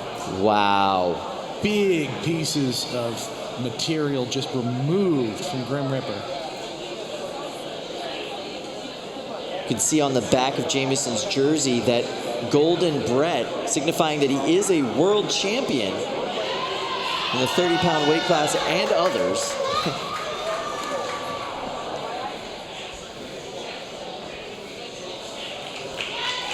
Wow. Amazing performance by Jamison Go and Psycho. Moving on in the 12-pound division, they will go on to face either Maximizer or Chupacabra in the next round. Absolutely. We're going to head over to Lindsay. Lindsay is cage side with Jamison Go. Lindsay, what can you tell us? Thank you so much, Kyle, or so much, Ricky. I'm here with Jamison Go, who just won that fight. Now, you have fought so many different styles of robots with Psycho. What was your plan going into Grim Ripper, who has somewhat of an unconventional design? Yeah, I've seen Grim Ripper. The design gives a lot of opponents trouble, but in the end, what it is, it's an undercutter. And so what vertical spinners are really good at is engaging directly with that blade, and usually can get them to bend or throw them up in the air. I actually have this very large Chonkin piece of metal on the front to be able to take those hits, and I think said Chonkin piece of metal did its work, so that worked out well in my favor. Big chunkin pieces of metal typically work out pretty well. Big chunkin one here, there's a big chunkin one here, just chunkin metal, you know. I wish you luck as you go to prepare for your next fight. Does it look like you took a lot of damage? Well, here's the thing. All day I've been trying to work on these electronics. I probably replaced the electronics in this one and the spare robot 4 or 5 times. And I'm getting really tired of doing that. This time it seemed to hold together, but there's still a few instances where I wasn't quite happy with it. I need to go back into the pit, do a few test runs in the box, and make sure I'm really, really happy with it, because the competition only gets better and better every step from here on out. You know better than anyone else. JMO, thank you so much. Good luck in the pits, and we're going to see you in your next fight. Thank you. Thank you so much. Thank you, Lindsay, for that insight. That was amazing. One of the things that you don't realize, like the real differences between the top level competitors in this sport and everybody else, is Jamison's been having problems all day. We had no idea. No, he seems cool as a cucumber as far as we're concerned here on the desk, but he has been working feverishly apparently all day, keeping that robot in top form. for a top performance. Amazing performance by Ed Jamison Go, moving forward with Psycho and securing that first place position for his team. The Dream Team looking strong going into the next round. They really are, Kyle. Right there at the top with 38 points. The Dream Team sitting pretty after that win by Jamison Go. Pepe Kittymizer not very far behind with 35 points.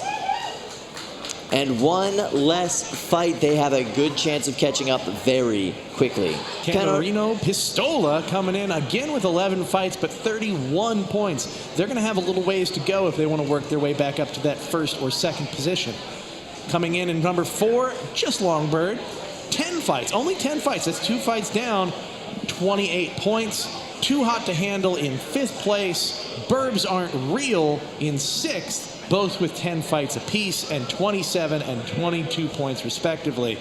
Brett Breakers are 11 fights in with 21 points, and Big Brutus Robotics just hanging on to that number 8 place with 10 fights and 19 points. I got to give it to Big Brutus Robotics. They have a great chance of moving forward into that 7th spot if they are able to win their next matchup. And now let's meet our next competitors for this 12-pound quarterfinal fight. We have Maximizer going up against Super Camera. The Pepe Kittymizer team going up against the Brazilian team, Canarinho Pistola. This is the 2nd and 3rd place teams, respectively. The winner of this matchup will propel their team ahead of the other. Both of these robots, big, heavy hitters. Maximizer has done more damage to our arenas and our cages today than I think any other competitor. Meanwhile, Zupacabra has done incredible damage to other robots. They've really focused their energy a little closer into the arena. This is a dialed-in meta design from the Brazilian team. It hits hard, it is small, it is compact, but unfortunately for them, it is exactly the kind of robot that Jake Hoffman and Maximizer wants to face. Big, juicy targets on either side to rip off with that horizontal blade. And remember, folks, Maximizer has a really impressive plow on either the front or the back end of that robot. Depending on how you look at it, that can take a lot of hits. Zupacabra could chew on that all day and not get anywhere. The strategy of Maximizer is to try to get that plow chewed on while it can pivot that weapon into the side of Zupacabra. This is going to be a driving match. And I'd say that rock, paper, scissors goes a little bit in the direction of Maximizer. I would agree, Kyle. This is Maximizer's fight. Yeah, can't get these right. This is Maximizer's fight to win and Maximizer's fight to lose. Currently, Pepe Kittymizer, Maximizer's team, is in 2nd place, but they are only 4 points ahead of Canarinho Pistola.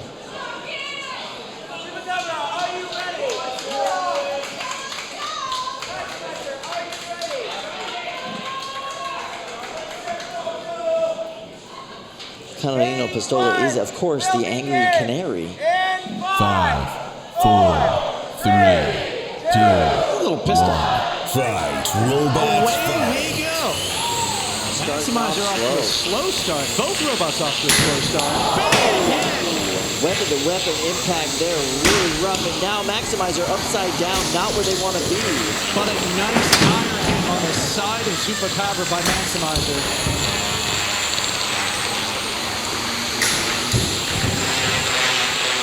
You can see Maximizer a little extra aggressive, trying to get his opponent to flip it back upside down. Yeah, Jake really needs to get this dialed in. His strategy's kind of falling apart a little bit here. He needs to get that bot back under control. Incredible control from Zupacabra so far, taking every opportunity they're given. And that corner is not where Jake wants to be. He's going to give them an opportunity to get a nice hit right now, but now they're stuck. They're up on the Maximizer's sidewall. opportunity to go in for a kill. not able to capitalize. No, Kyle, I think one drive side is down on Maximizer. I That is think going to you're make right. it very hard for them to win. Maximizer really relies on that pivot to deliver the weapon with the maximum force. And if they're down one drive side, that pivot is a very difficult proposition. Make no mistake, it is still a deadly robot, but their road to victory just got a lot harder.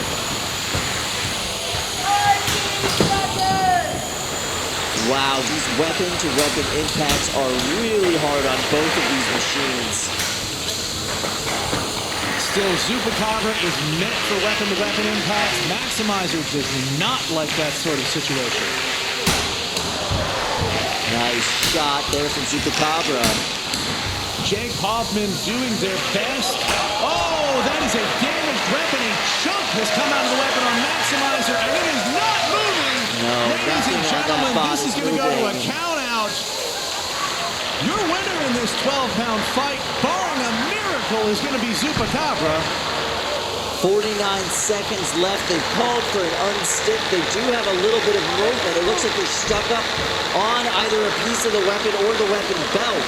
Kyle, those wheels are not spinning. A count out is absolutely imminent. Oh, that's not good. The weapon is trying its darndest, but it's not getting up to speed either. Yeah, I can hear the count out has begun. They are twitching. They are trying for the life of them. 20 seconds left in this matchup, but the count out has started. You can see the team behind Zupacabra is counting down with the ref, and they are celebrating. What a win from them. Canarinho Pistola now tied for second place with Pepe Kittymizer. Knockout. That is not the performance that Jake Hoffman wanted today. It was a valiant effort, but boy, did Zupacabra completely capitalize on that match. That is going to make the math very challenging for Pepe Kittymizer going forward to try to win this competition. They needed that win. We're going to take another look at the action. You can see some of these huge hits. You can see Maximizer does not win these exchanges. They take the brunt of the force. They go flying. Meanwhile, Zupacabra stays relatively planted. Barring one moment when Zupacabra was stuck on the rails, this was all about the control and aggression on display from the Brazilian team. This is a new weapon type that Jake is running. It is a little bit lighter to allow for a stronger connection to the bot, but unfortunately not able to hold up from that onslaught from Zupacabra. Look at that excitement on Canarinho Pistola's team. Those faces say it all, Kyle. Jake Hoffman doing their best, looking proud of themselves. And for good reason. That was a heck of a fight, and there have been a heck of a fight after a heck of a fight after a heck of a fight. But your winner of that matchup, Zupacabra, they will be going on to face Psycho in the next round. That is going to be explosive. Absolutely. All right, let's meet our next competitors coming out in the 12-pound weight class. Pigeon and king size. It's big wheel ridiculous fun in the 12-pound division. Two of my favorite robots in this competition. The Durflers bringing the OG 12-pound big wheel robot. Pigeon, a kind of new take on the big wheel robot design, at least by comparison. And it is such a fascinating take. Big, weird, foamy wheels, horizontal spinning weapon, which is very rare on the big wheel robot. Jonathan Clark is a very innovative man, bringing a really cool and surprisingly durable robot to this competition. That robot has a lot to say for itself. It also has a tiny cowboy hat and a beautiful bow in its hair. You know, I mean, it's all about the fashion, and it's a distinguished beak coming off the front. I think so, yeah. It still has those cold, dead eyes. Yes, that is somewhat disturbing, but not to be overtaken by the angry eyes hanging out there on King Size. King Size looks absolutely livid and seems to want to take it out on some poultry. This is a great matchup for both of these teams. It's really going to depend on the driving and where these first hits take place. 3, 2, 1. Fight. And Robots away we fight. go. Both robots up to speed almost instantly. Huge hits. Pigeon being thrown into the air. Big pieces of tire going flying immediately. Is the weapon is down no on longer Pigeon? spinning on Pigeon at all. That's not good. That Nice is shot not there. good. Is King Size's weapon down? It is, but it's been doing that all day, Kyle. That weapon takes a hit, it takes a little bit of a break, it resets itself, finds its center, and then away it goes. We'll see, yeah, there it is again. You can see something in the electronics don't like it, you know, when it takes 300-mile-an-hour hits happen. Yeah, I get it. I don't like being hit at 300 miles an hour. I would need to break that. Cowboy hat is off of Pigeon. The weapon on Pigeon continues to be stationary, not a good place to be. That weapon can do such extreme damage to a robot like King Size, but if it's not spinning, it's not winning. No, it's a tough geometrical competition for them anyway, just because of how big that weapon is on King Size. But they've got very little chance if they don't get that weapon up and spinning. And they've already lost one of their little dead eyes and the beak. This is a dismantling of Pigeon. A big pop up in the air there. King Size, I think, is keeping its weapon dialed down a little bit. I don't hear the rumble in this arena that we often do. I think they're playing it safe, which is a very valid move. Yeah, especially if they're having some reliability issues with that weapon. Just get the hits that you can get with it. Keep it as functional as possible. Both of these robots still very mobile, but you can see the, we'll call it the left leg of Pigeon, seems to be askew. It's taken some serious damage. These robots are both made out of very flexible materials. They can bend a lot without breaking, but there are limits. Yeah, the foam's starting to be stripped away, especially on that right side wheel of Pigeon. I gotta say, Pigeon is doing an incredible job of exhibiting some control despite the circumstances. They're able to push King Size around a little bit. Yeah, Jonathan not afraid to get his hands dirty, go in there and take some hits to try to stop that weapon and gain a little bit of control over King Size. We're looking cage side. This is really interesting. The Durfler brothers are seated. Or, I'm sorry, just Joe is seated there. Yeah, Joe's taking a seat, getting a lower angle on the action. Sometimes that can make all the difference. This is going to be going to the judges. Very concentrated looking competitor. Great showing for the Durfler brothers. That is an excellent move for their team. That's going to help them out a lot if they do win that judge's decision. And all signs are pointing to a judge's decision win for them so far. Yes, this would jump them up to tied for 6th place. Down from 8th, it would really secure their spot in the top 8, and that is a big deal here tonight.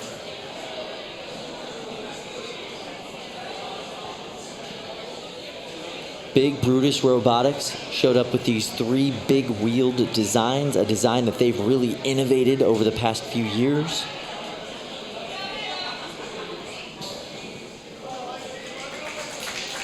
They did not leave that matchup unscathed. They definitely are going to have some work to do in the pits to get that bot working again. Yeah, there's a little bit of a question. Is it just consumables? Is it just parts that are meant to be ablative? Or are there big, deeper issues that they're going to need to address? Wow. I hope Pigeon doesn't have to get into another fight. Look at how askew that robot is. That is a rough break. You know, it is completely not within our rule set. But boy, I really want that bow on the top of the robot to be the on-off switch. Oh, that would be amazing. You just turn the bow, 90 degrees and suddenly it's alive. That sounds a little dangerous, It's absolutely dangerous. Please don't do that, pigeon folks. Yeah, but if you do, send me pictures. Jonathan Clark is a very safety-conscious fella. I don't think that's going to happen. Maybe without the weapon attached. Ah, I would like that. There goes Jonathan and Pigeon. If nothing else, Jonathan has the best beard today. This is the first big impact between these two bots. Pigeon going flying into the air. That is a lot of energy, and that's all it took to completely disable the weapon on Pigeon. Once the weapon was down, it was just a matter of concentrated hits and clever driving from Joe Durfler to pull out the win in that matchup. Very, very technical. We are going to get the judge's decision any moment now. There it is, across the board. King Size taking home the unanimous judge's decision. By a big margin to 11, 12, and 13. King Size margin, Kyle, and well deserved. Amen. Wonderful job for that team. That means the Durfler brothers have brought home 3 points for their team, moving them ahead to 6th place. All right, let's go ahead and meet our next competitors in this weight class. Too hot to handle coming in. This is Too Hot to Handle Caldera 12 and Glenn Boxel. They'll be going up against Chris Rummel and the long boy themselves, Yamno. Yamno is the long and just long bird. This is a new build for Chris. It's been performing very well today. But when that weapon gets spinning on Caldera 12, it is an absolutely indomitable force. Woo!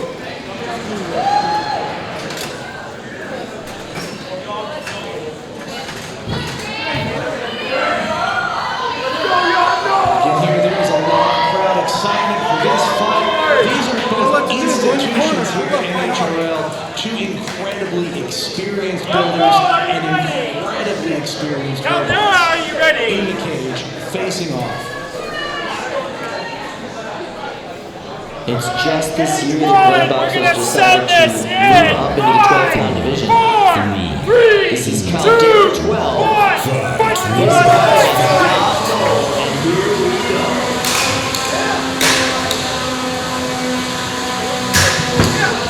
A very careful few first exchanges. These bots are sizing themselves up. A nice shot in the back of Caldera 12, and they really capitalize.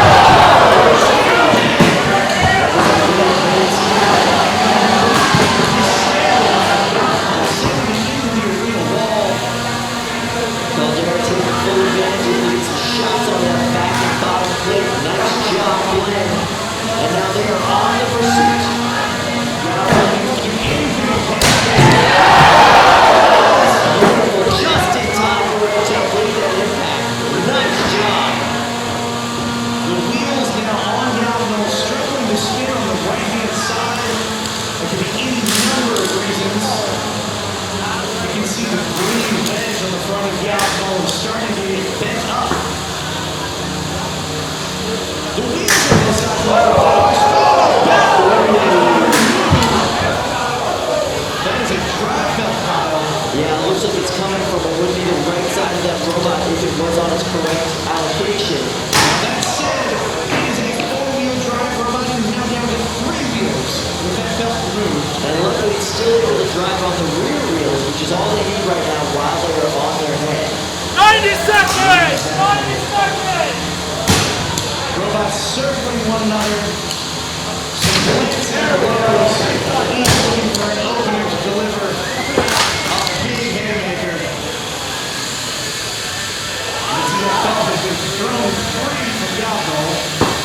And now that they are back on their feet, so to speak, they're doing a crab walk to get around the arena, but it's a pretty good drifty crab walk, so there's a lot of room.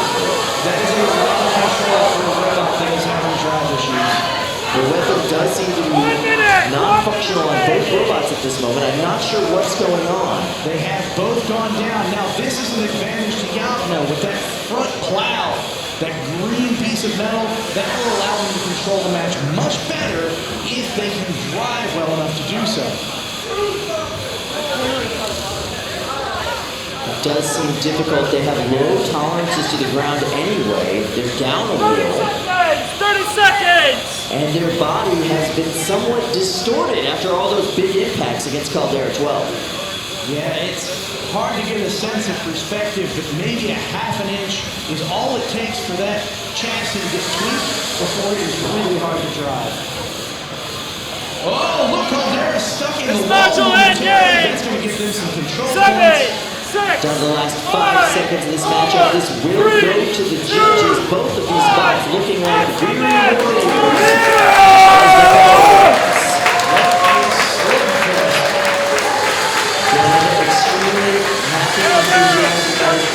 Chris Rummel. He's just here. He's hanging out. He likes to fight. To be frank, that robot fight went well for both competitors. Both of them did a good job. I think they performed to the edge of their robot's limits. I don't think that was a driving mistake. No, definitely not. It's going to come down to the judges on this one. The rubric is really tight, but I do think this one's going to be difficult for the judges ultimately. We're going to go to replays, take a look at some of these big hits. Glancing blows to start with Caldera popped up in the air. And that was the moment Yavno needed to capitalize on. They did, but it wasn't enough to disable their opponent. No, Caldera is an extremely durable robot. Look at that shot. Meanwhile, Yavno being flipped upside down was kind of where their fates turned. They had a hard time controlling the match as much as they wanted to for the rest of the fight. And there goes the belt on that right drive side. Kyle, I think losing that belt actually helped them a bit. That whole drive side was suffering because the two wheels are normally tied together. Once that rear wheel was decoupled from the front wheel, both of them triumphantly walking back up to the pits to work on their robots. We'll have to wait for the judge's decision to see who ultimately is going to move on into the next round. This 12-pound division is shaping up to be really intense. It's a lot. We're going to find out in this judge's decision who goes to fight king size next. Absolutely. The semifinals is shaping up to be super scary. Psycho versus Chupacabra, and the winner of that match will face off with King's Eyes. That is an absolutely loaded bracket. I cannot wait to see how it shakes out. We are getting down to the wire semifinal action coming up next in the 12-pound division. What are you shooting? Ladies and gentlemen, we have a decision coming through. Here you are, your winner by unanimous decision and quite a large margin. Caldera 12. Wonderful job to Glenn Boxer, bringing it home for Team 2 Hot to handle 3 points. Excellent job. Yeah, that is a big win. It's got to feel great, and it really propels their team forward in the rankings. Absolutely. Amazing job, Glenn Boxel. He's a phenomenally talented competitor. That was incredible. Yeah, as we said before, there is really nothing to be faulted in the driving of either competitor. It's just a question of how things shake out. This is the 30-pound bracket. Let's meet our next competitors. Mulsey from Team Challenge. Matt Borez got that slight smirk on his face. He is ready for this matchup. Calm, cool, collected, stoic, I believe you said about him earlier today. And our next competitor, Knock Off White! So large and so unwieldy, they need to bring it in on a dollar. It has been the bully in the box all day, able to push and control its opponents. Normally, these two are teammates. They've actually only really faced off against each other one time in the past. Mulsey got the better of that exchange, but that doesn't mean that Knockoff White doesn't have a chance to change their fates in this matchup. And here's what's wonderful about this matchup too, Kyle. We have such a big weapon on Mulsey, and we have an even bigger weapon on Knockoff White, and neither one of these competitors is even the tiniest bit afraid to fire right in each other's face. You can see that offset fork design on Mulsey up there. They are going to be going against these long forks on Knockoff White. Both bots really trying to secure the ground game in order to control this matchup.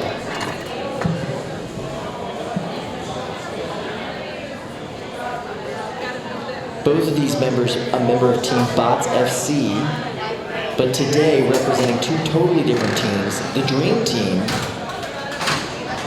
as well as the Reasonable Fight Club. Reasonable Fight Club is the team today bringing the most interesting, unusual designs. Their idea is to do it in style. You can see the tail of the tape. Ladies and gentlemen, we have Mulsey from Matt Flores. Coming from Ohio, a drive speed of 10 miles per hour and a weapon weight of 7 pounds. He has about 4.5 inches of reach on that giant spinning blade. He is going up against Knockoff White, driver Adam Wrigley from Brooklyn, New York. Amazingly, even without wheels, this robot is able to drive at 15 miles per hour and swing a 16-inch long 5-pound hammer. Both of these robots absolutely devastating. Multi-time world champion Mulsey going up against the bully of the box, Knockoff White. The match will begin in 5,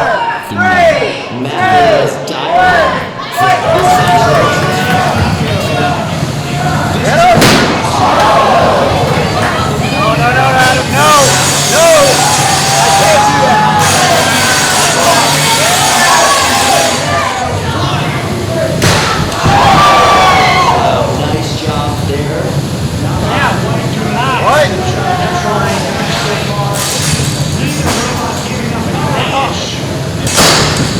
It's all about the average on this front.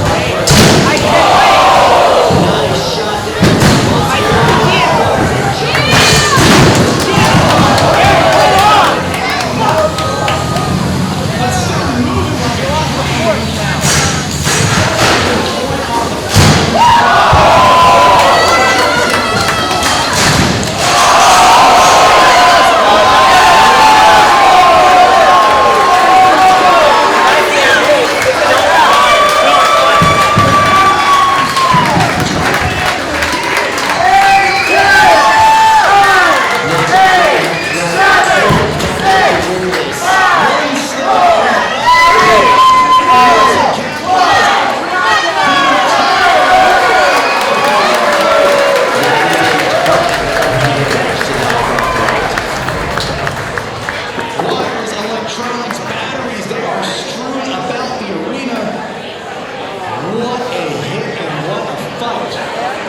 That is 4 points going towards the Dream Team.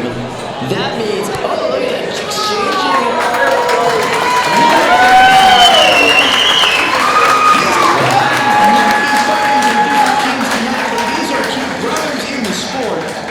Absolutely, they both worked very hard on each other's robots throughout the years. They are wonderful competitors in this game, and Bots FC is just one of the best teams that we have ever seen. But as of right now, it is Mulsey going on to the finals for the 30-pound bracket. They'll be facing off against either Colossal Avian or Jimmy Lou.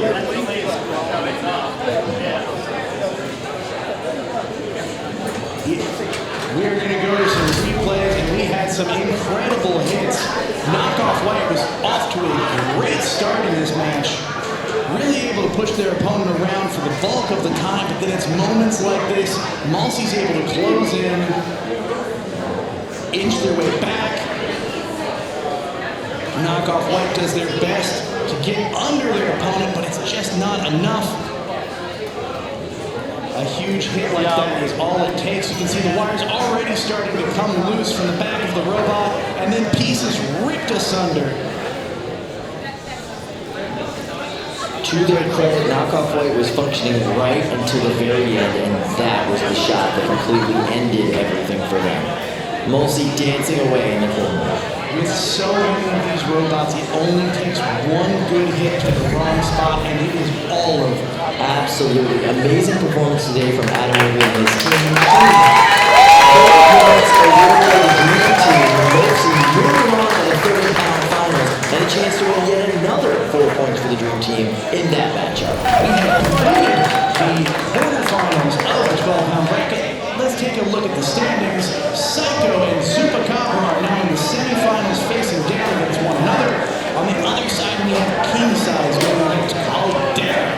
All of these robots are incredibly intense, incredibly hard hitters.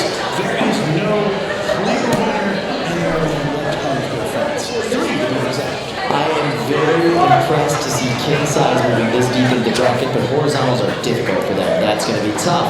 All right, let's look at the updated team standings right there at rank number 1, the Dream Team with 42 points. Tied for second, the Brazilians with Canarinho Pistola at 35 points. Pepe Kittymizer joining them at second place with 35 points. And coming in at fourth, Too Hot to Handle with 30 points. Amazing job by them. Longbird coming in at 5th, just Longbird coming in at 5th. And then tied for 6th at a substantial point reduction. These Big British Robotics and Birbs Aren't Real. Bringing up the rear, we have Brick Breakers in 8th with 21 points and 11 fights under their belt. Colossal Avian coming around.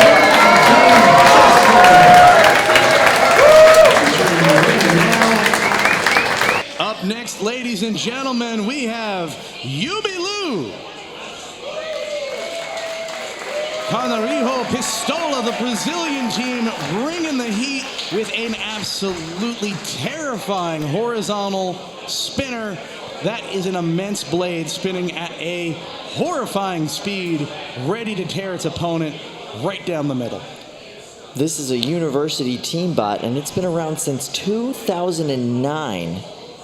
Can you imagine the lineage that this robot must carry as a university project to be handed down year after year between different competitors within this club? That's got to be an honor just to carry here. Next up, we are going to take a look at the tail of the tape. In this 30-pound semifinal match, we have Colossal Avian with Matthew Zhang as a driver, coming all the way from Urbana, Illinois. He has a 4-1 record before today. Pretty darn good. 3 of those are KOs and an 8-inch weapon reach. That is a long arm on Colossal Avian. They are going up against Jubilu, Leonardo Lebagalini, from Brazil with a 5-3 record. Still nothing to sneeze at. 3 KOs and a 5-inch weapon reach. We have seen these two guys keep this bot in tip-top shape throughout the day today, taking out an even bigger horizontal spinner earlier today with floor letter word. This is going to be a very interesting matchup for them. Not a lot of top armor on Jubilu to defend against the onslaught that is Colossal Avian. Colossal Avian also has a heck of an advantage in that they have a very sturdy and very wide front plow on the front of their robot. That is exactly what a robot like Jubilu does not want to see. But you know what? They're going to go in hard. They're going to go in fast. I got to say, it's kind of a bold strategy, Cotton. Let's see if it pays off for him. Who's Cotton? I'm so confused. All right, there we go. This is Jubilu, the Brazilian sensation. It's been around since 2009, but that is an all-the-way updated version. This is the Colossal Avian team. Matthew Zhang and his comrades with a full telemetry data reading computer on their side, ready to go. In a way, Kyle, this is the classic versus the state-of-the-art in so many ways. We've got a venerable, proven, optimized design going up against data scientists from the future. Here we go! Jubilu coming out pretty well from the blue corner there, going up against Colossal Avian, looking to get some bite. Sparks are flying. Colossal Avian doing its best not to get damaged by these exchanges, biding their time, looking for a good opportunity for a good hit. Colossal Avian has to be very careful not to allow UB to get a shot on those top placements for the arm and the weapon. Something that could really wreck them is a massive horizontal strike. This is really controlled driving. When Colossal Avian charges too hard to UB will end up on top of Colossal Avian, and that is not where that robot wants its opponent. Nice pin over there into the side. Oh no! Ladies and gentlemen, the chain has been ripped off of the self-righting arm of Colossal Avian. That is going to make so they cannot self-right. They're reliant on the house bot to flip them over. They have called for an unstick. They only get one, and calling for it after just the first minute of this fight, not a great place to be. Back in the running. Oh no, that was a belt! This is incredible. The weapon on Colossal Avian is still functional, but it can no longer swing down. They have to back into their opponent, and that is incredibly dangerous. Absolutely, and it's not on a rigid placement. It's on a pivoting arm. This is entirely winnable for Colossal Avian, but it will need to be a master class in driving if they want to have a hope of bringing home a win. And so far, they are really delivering. They are keeping their opponent's weapon spun down. They may have broken their opponent's weapon. UB is not spinning at all. This is a great pin from Colossal Avian. There's the chain we see from the arm on Colossal Avian. They just kicked it out of the way. Now it's underneath the bot. They need to get off that so they don't get high-centered. But yeah, that weapon is not spinning back up on UB, so this comes down to a control fight. With that wide wedge on the front of Colossal Avian, they are in a great place to win a control match. But they need to stop driving over their weapon chain. Perhaps they're trying to reattach it while still in the match. Oh, and here's their ace in the hole. That weapon still spins. Nice shot there. You can see the excitement on the team. They are jumping up and down with those impacts. That's exactly what they want to show the judges with 17 seconds left in this matchup. Kyle, with their they've done it again. They've high-centered themselves. Their robot is still functional, and they won't be knocked out, but that is not a good place to leave the end of a match. Yeah, they're going to be saved by the bell here. This fight is going to the judges. Frankly, it is anybody's game. Very close. Very good performances from both teams. It's unfortunate they got high-centered right there at the end. This would have been a little bit more clearly in their direction if they hadn't done that. It's hard to judge the damage on a fight like this. You have a competitor like UB that has no weapon and full drive, but how do you judge Colossal Avian? You've got drive that works great, sure, but you've got a weapon that's half broken, half working. Do you have two weapons? One's working, one's not.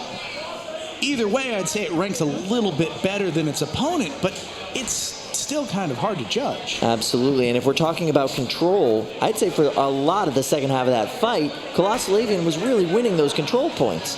Absolutely. Let's go to the replays here. We can see some of these big initial hits. Colossal Avian, very tempered, very cautious. Cautious in its approach to its opponent. You can see sparks flying, but no immense hits. There's that chain. It looks like that chain was completely self-inflicted damage. Yeah, they tried to throw it, and it just popped off the bot. And there's that belt. They freed it from their opponent, and the weapon has spun down on UB, and it became a pushing match. Look at the excitement, Kyle. That is one excited data scientist. I mean, this has got to be his Super Bowl. Right? You sit by, if your excitement in a day-to-day sense is to look at numbers appear on a screen, and those numbers happen to be taking down the top-ranked 30-pound robot in all of Brazil, what more more can you hope for? Absolutely. Incredible showing by this team. The winner of this matchup does have to go on to face Mulsey in the 30-pound final. Canarinho Pistola really hoping for a win, but right now we have a decision. Ladies and gentlemen, here we go. Your winner by unanimous decision, Colossal Avian. Wow. And a fairly wide margin. That is a hell of a result, Kyle. That is amazing for them. That means that they will be going on to face Mulsey in the 30-pound final. That is an upset. That is perhaps the biggest upset we've had so far today. Mulsey is going to have a tough... Mulsey is going to have something to chew on in the form of Colossal Avian. Now that does give Pepe Kittymizer a chance to move up and hold down that second place position with Chainsaw Kitty. However, the Brazilians do have a chance to earn that spot back with Chupacabra in the 12-pound division. Yeah, it is not a foregone conclusion yet how the team's standing is going to shake out. Beetlejuice coming around the corner from Team Pandamonium. An absolutely devastating horizontal spinner. One of the most energetic robots we have in the 3-pound class. Fully capable of tearing robots in half and throwing them every which way.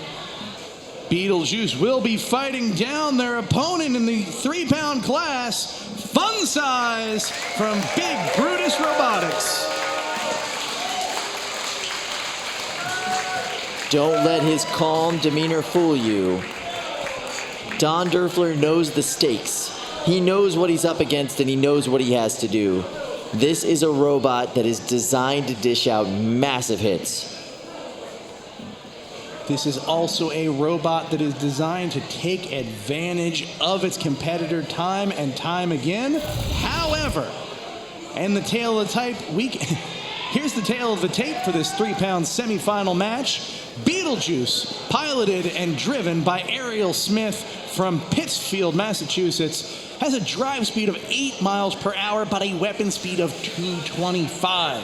They've got 3 inches of reach on that weapon, and they are facing down Fun Size from Don Derfler of Pittsburgh, Pennsylvania. 14 mile an hour. That is a quick robot with a 250 mile an hour weapon speed and 6 inches of reach. That is an unheard of amount of reach for a spinner in this weight class.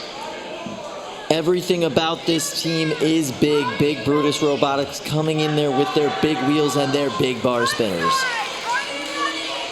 But one of the hardest types of bot for a big wheel spinner to face is a powerful horizontal, especially one with a sharp enough blade to cut their weapons down, or cut their wheels down. Away we go. You can see. Nice shot. Spinning that weapon up, trying to throw their opponent away from them and up into the air. So far, doing a pretty good job. A horizontal like Beetlejuice really does not want to hit the wall with that weapon. It can do a tremendous amount of damage. One of the legs has been removed from Fun Size. 2 of the legs have been removed. This is not a good place for them to be. Suddenly, those delicate electronics are in spitting distance of the blade on Beetlejuice. In the rock, paper, scissors of combat robotics, a horizontal spinner like Beetlejuice is not what Fun Size wants to face down. But they are doing a pretty good job so far. They just need to land a big hit, maybe 2, the in part of the top of Beetlejuice, and it would all be over. To Ariel's credit, she is driving an amazingly controlled matchup, waiting to pick her shots, and really just eating away at these wheels on Fun Size. It is so hard to drive a horizontal robot like Beetlejuice with this level of control, with this level of reserve, so that you don't go flying yourself when you hit your opponent. These little nibbles, that is incredibly hard to do. And let's be clear, these little nails are still hugely devastating. They are tearing through aluminum like it's not even there. You can see that wheel on the right side of Fun Size is no longer a circle. There's a big hit there from Fun Size. It looked small, but it was on the top armor plate of Beetlejuice. Yeah, they're a little disoriented after that hit, too. The front, oh, you look at the top plate of Beetlejuice. It is starting to get eaten away by the weapon on Fun Size. I think Fun Size is starting to get its bearings. Another shot against the wheel on Fun Size, shoving them into the wall. That right side of Fun Size spinning faster than the left, I'm sure. Both are still working, but just barely, or perhaps intermittently. They're trying to lead with that tire now. They don't want the inside of that robot to take a direct hit. The stabilizers are both gone on Fun Size. That's really necessary to help you control the direction of this robot. Oh, the tire is just being cleaved in half. And now the weapon's grinding against the floor. That's what happens with these horizontals. They'll start chopping away at the wheel enough that the weapon hits more plywood than opponent. You can hear. This is going to go to a judge's decision, ladies and gentlemen. Absolutely amazing driving match from Ariel and the Beetlejuice team. Team Pandamonium all there to support her. Super excited about that matchup. Wonderful job, Ariel. Don Derfler observing the damage, trying to see what happened during that matchup. Anxiously awaiting the judge's decision.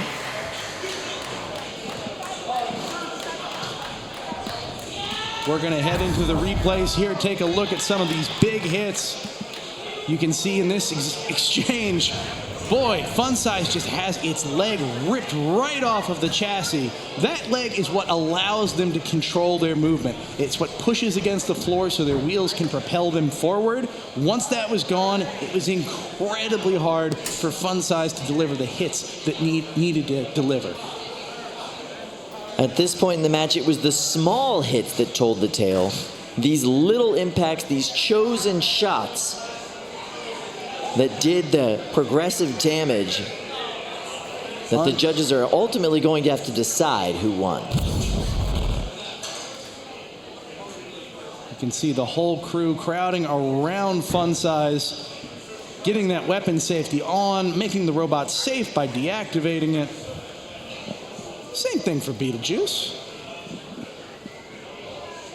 There are some big pieces missing off of Beetlejuice. It's tough to see sometimes because it's a black-topped robot. You don't notice when those pieces get torn off, but there are whole sections missing.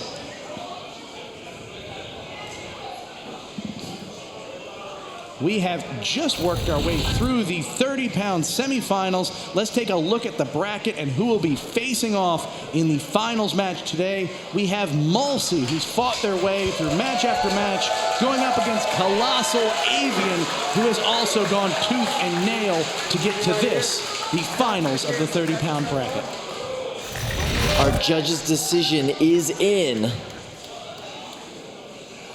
Your winner by unanimous decision, Beetlejuice, across the board. Honestly, no surprise there. They did so much damage, and they were able to control that match. To be able to show off control as a horizontal spinner is such a feather in their cap. What a fight. Amazing. So that does mean Team Pandamonium and Ariel are going to the 3-pound finals with Beetlejuice. Phenomenal performance. Fantastic. Congratulations. Let's meet the competitors for our next 3-pound semifinal match. Coming around the corner with Eruption, Team Too Hot to Handle. Brian Boxel looking excited, prepped, ready, confident.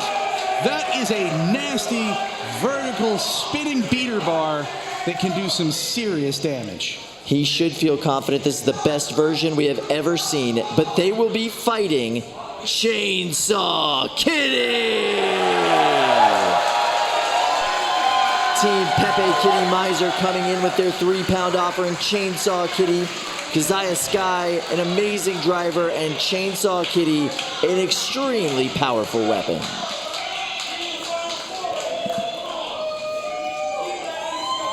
Let's go to the tail of the tape. In your 3-pound semifinal match, their tail of the tape is Eruption, piloted by Brian Boxall from Massachusetts. An immense and long and illustrious record, 52 wins and 26 losses before today. A 280 mile per hour weapon speed and about 1 inch of reach. They are going up against Chainsaw Kitty, driven by Keziah Sky. Coming all the way up from Maryland, a 27-10 record, a 240 mile per hour tip speed, and a weapon reach of 2¼ inches. Both of these bots putting in amazing work today. Both of them crowd favorites. This is going to be an absolute banger.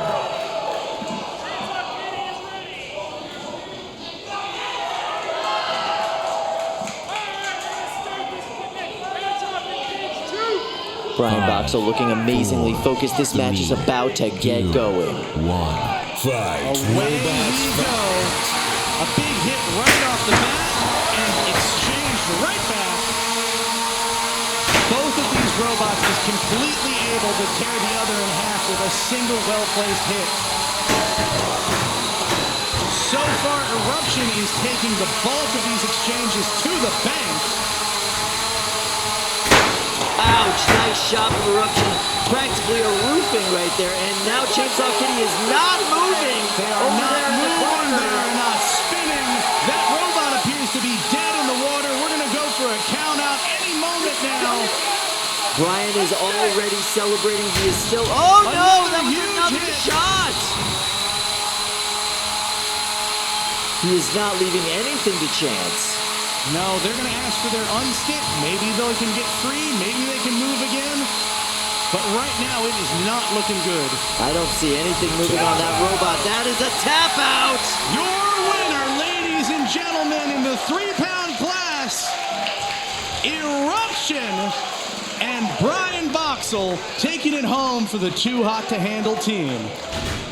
That means your 3-pound final is going to be Beetlejuice versus Eruption.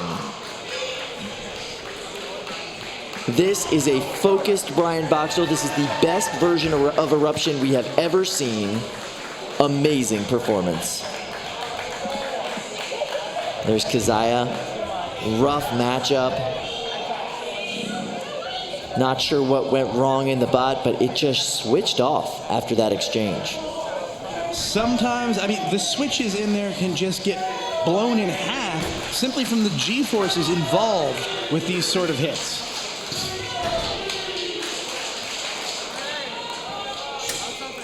Chainsaw getting chants from the crowd. We're going to go into a replay. You can see right off the bat, Eruption taking it to the opponent. Keziah, unfortunately, not able to restabilize, and Brian taking full advantage, continuing to combo and chain these hits after hits after hits, eventually doing in Chainsaw Kitty and leaving the win for Eruption. Wow, amazing job, Brian Boxall. This is a focused, dedicated version of Brian Boxall. He is here to show what he can do. Amazing performance. All right, let's go to Chris up in the pits. Chris, what do you got for us? I'm here with Ariel and Beetlejuice. Beetlejuice. Beetlejuice. Oh, you are about to go head-to-head in the final with Eruption. What's going through your head right now? Fear, terror, you know, all the normal things for fighting Eruption.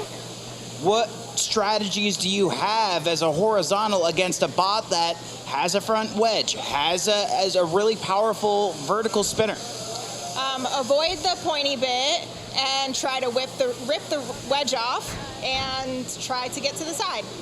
Tell us a little bit how you climbed through the bracket today and some of the challenges that you found here at the teams event. Well, obviously I did not plan to go this far. My first fight was Chubby Unicorn. I lost, so that was how I started my day, and I don't know how I got this far. You've been doing an incredible job since then, so I just want to say huge congrats for the day so far, and obviously a chance to take this from Eruption and take that dumpster home today. What's that going to be like? Beating a dumpster winner would be amazing. We're going to go back to you guys at the desk.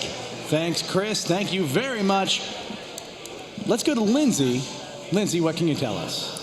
Keziah, you have competed so many times with Chainsaw Kitty. You are one of the most formidable opponents that there is. Tell me a little bit about what happened in that fight with Eruption. It started as a really good fight. It was a lot of fun. Eventually what killed me is I have these little links that plug in here that power the robot, and they popped out. I trusted them to stay in too hard with no retaining feature, so that's the change for next time. Yeah, it's a shame when it's something that small that goes wrong, but you were competing today with Team Pepe Kittymizer. You went so far, racking up so many points. What was it like competing in a teams-based tournament with some incredible other robots? It's been amazing. I love both those builders. I love all their robots. It's just been so awesome just working with them. And usually Kitty's a bit of a solo effort. We don't usually have like other robots coming from Sleepy Anime Girl Club super often, so it's been a very interesting and fun change of pace. Well, as always, amazing to watch you fight. There's no one more fun. And I know that we're going to be seeing you again at another competition soon. So best of luck, and thanks for competing with us today. You can see there the team. I think they should be pretty darn proud of themselves for getting this far in the competition. That's an impressive robot, and a loss against Eruption is never something to be ashamed of. Keep in mind, Pepe Kittymizer still in second place at this point in the tournament. They are at 35 points. Yes. Let's take a look at the updated 3-pound bracket. We have one fight left. Beetlejuice will be facing down Eruption in the finals very soon. All right, so let's go ahead and meet our 12-pound semifinalists right now. And joining us, the Durfler brothers and King Size Big Brutus Robotics loading into the arena.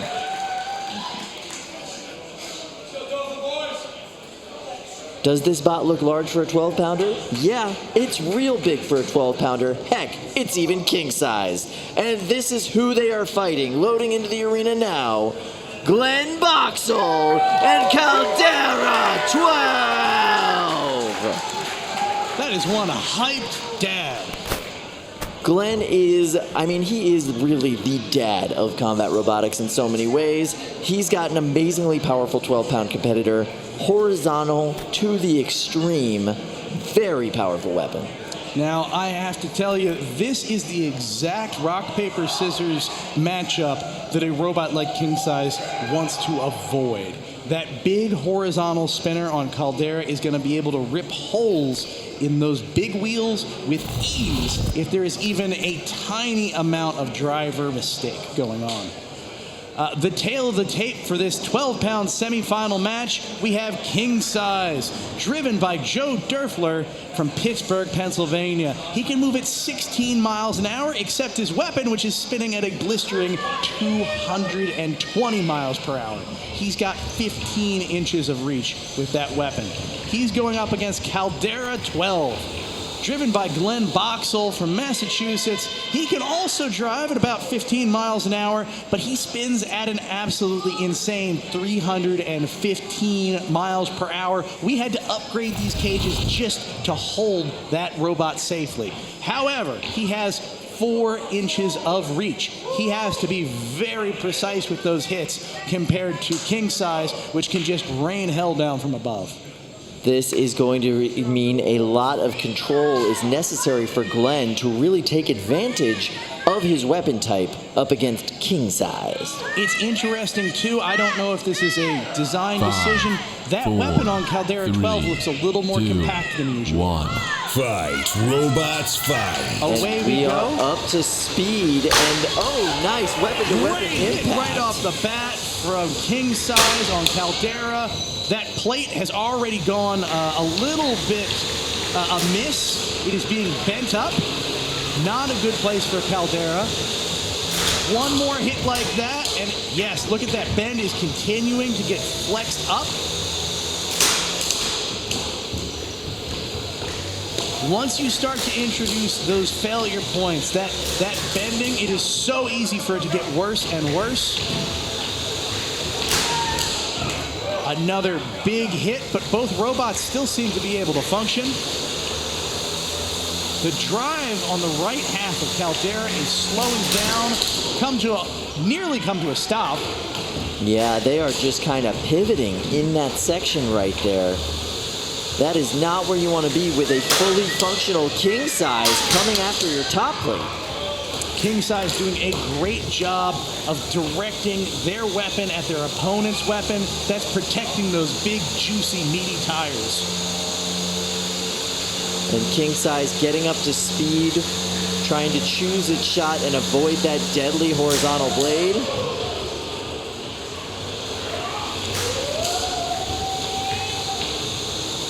You can see the wheels starting to kind of delaminate and separate on that right side of King Size. Yeah, that damage is okay until it's not. Suddenly those wheels have a habit of suddenly collapsing under their own weight when the damage gets extreme enough.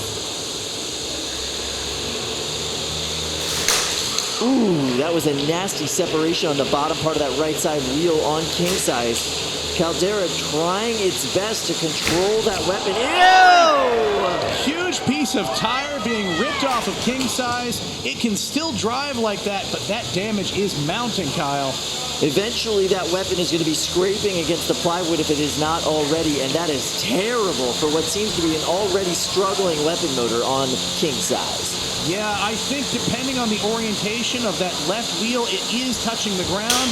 So they have to get it in the right position, spin it up, and then attack quickly before it slows down again. That has made this matchup so much more complicated for King Size with 30 seconds left. That weapon's going now. Any one good hit could take one of these robots immediately out of the competition. Oh no, there we go. The weapon's coming back on Caldera. 15 seconds left, and yes, they are still able to move. I thought we lost them there for a second. And the weapon give up on me, man. Weapon is up to speed again on King Size, but then impacts with the floor and shuts back down. This is it. Going to the judges. I was gripped there, Kyle. Ooh, that was tight. The winner of this matchup, the winner of this judge's decision going on to the 12-pound final, but what will they be bringing into that 12-pound final after that matchup? Both bots looking incredibly worse for the wear. This is anybody's guess. I have a favorite in my mind picked out, but this is far from a foregone conclusion. We're going to go to replay, see some of these big hits. Initial hits in this fight really sent Caldera skyward. That's pretty amazing when you're going up against a big wheel robot like King Size. The amount of air that they were able to get on their opponent with those initial hits, very impressive. But Caldera's weapon just kept going and going. At no point is Caldera something that King Size even wants to approach. There's no good exchange. There's no place that King Size can take a hit where it's not a major problem. Separation of that wheel on the left side of King Size, that's really what started causing all the problems with the weapon. You mentioned earlier that quirk with their weapon, when it makes a hit, it takes it a second to reset. And after that, they were making contact with the ground and having to reset pretty often. Right. Every other second, they're touching the ground, so every other second, they're having to take a second to reset. It's almost a worst-case scenario for that particular electrical gremlin. All right, so while we wait on that judge's decision, we have a developing situation up in the pits. Chris, what's going on? Hey guys, yes, right behind me I have Canarinho Pistola. They are They are frantically putting back together Zupacabra for the semifinals round. As you can see, let's get a tight shot in here. The team has the top plate off. They're trying to get into the deep electronics to see what's going on. There's going to be a lot of work that needs to get done on this bot to get it ready for the next match. But this is a team effort here at Teams. So you can see the entire Brazilian crew is corralled around this robot and doing what they can to get it ready for the semifinals. This is a rough position for them to be in. They are scheduled to be next up against Psycho for the semifinal round. The top plate is off. That left side doesn't seem to be working, and they're still messing with the wiring. I don't know what's going on, but that doesn't look good. No, that is a lot to deal with, and with a robot that compact, any tiny problem with the design, any tiny problem with the wiring, and it is so difficult to identify and fix. This is late in the competition. Attrition comes into play. These guys are tired. They did a lot of traveling yesterday. The bot has been through so much. They've had to patch so many pieces together. They're dealing with multiple layers of issues at this point. These folks are probably jet lagged. They're exhausted from a grueling competition today and all the prep work required yesterday. I've heard that these competitors sometimes take 48 hours straight of travel, depending on the path that they have to take to get here. This is an exhausting situation, and the fact that they have made it this far is incredible, but they still have a long way to go to take home that big victory. Absolutely, but you can see it is a team effort. But in the meantime, we have a judge's decision that we have all been anxiously awaiting. King size across the board with the win up against Caldera 12. I think that was well earned, don't you, Kyle? Absolutely. Not that big of a margin, by the way. That was a close matchup. It really was. They will be going on to fight either Zupacabra or Psycho in just a little while. They are well poised to face off against either one of those components if they can get their bot up and working. Yeah, that is really all it comes down to. Are they firing on all cylinders? If I were them, though, I would much rather fight Psycho. It's hard to say. Either one of them, it could go well. Psycho would be my choice. Why is that? Is it because of the smaller weapon size? I think it's essentially a smaller weapon size, and it's also a more dense area to hit. One good hit, a couple of good hits in a smaller area, you're aiming for a more dense target, essentially. It is a target-rich environment, if you will. That is a great way to put it. Yeah, there's not a lot of air. Everything you're hitting is a crucial component to that machine. Exactly. That's what you get for designing it so tight with those tolerances, you know? And, that takes a lot of skill. People usually design that tight once, because as soon as something starts to go wrong, it tends to have a habit of binding up and causing problems. Oh, we are looking more drama in the pits. Once the glue gun comes out, it's either a really good sign or a really bad sign. Sometimes that is the last stage in prepping a robot. You just make sure a couple wires aren't going to move. And sometimes it's a Hail Mary to make sure that things that are together continue to stay together. Yeah, hot glue is a great protector for electronic connections. It's not great at conducting electricity. It does do a good job of holding everything in place. So once you've made your solders, that's a really good final step to prevent from damage.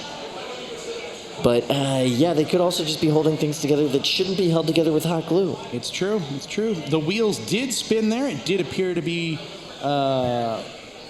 working to a sufficient level. At least the drive is. Yeah, assuming that that's what they're trying to debug, great. But it's hard to say. It's so much going on in such a small space. I doubt they're going to have time to test that weapon, like get that weapon into the test box and get it going before this matchup. They're really down to the wire here. We can't see it right now, but somewhere in the building there is a timer ticking. We pay very close attention, especially as we get down to these critical final matches, to make sure that competitors are within their time allowances. And let me tell you, it is not a large amount of time. But this work that they're doing is crucial. All of that wiring has to be placed very strategically within the bot to avoid random disconnection throughout the matchup. Yeah, there is a design philosophy on some teams that if you just have enough wires, they can't move anywhere as long as they're stuffed into a small enough spot, and so they will stay put. However, it crosses a threshold, right? A robot like this, so much going on, those wires can start bumping into motors, they can start bumping into batteries, weird things can start happening, and you do not want that when you're going into a semi-final match here at NHRL. Look at this teamwork, having the pieces of electric tape prepped and ready to go for this wire management. And now you have the big Gorilla Tape.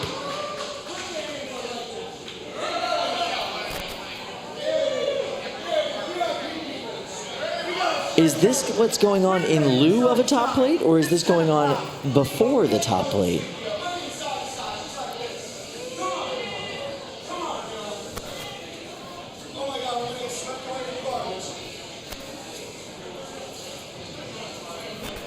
Yeah, everything's securely taped down. Will they have time to get the top plate on? Everybody's up and moving. I don't even see the top plate with them. Are they bringing it with them? Okay, so it sounds like they're going to end up putting that top plate on in the cage. That's how down to the wire they are. They don't even get to say, hey, we're just putting the top plate on. Oh no, they have to do that while they're setting up for the match.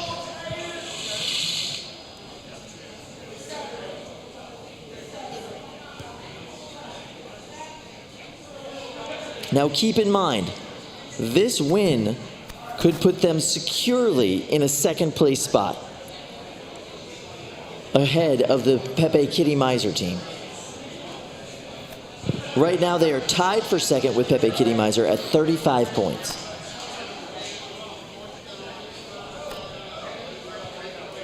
And there it is, the final weigh-in.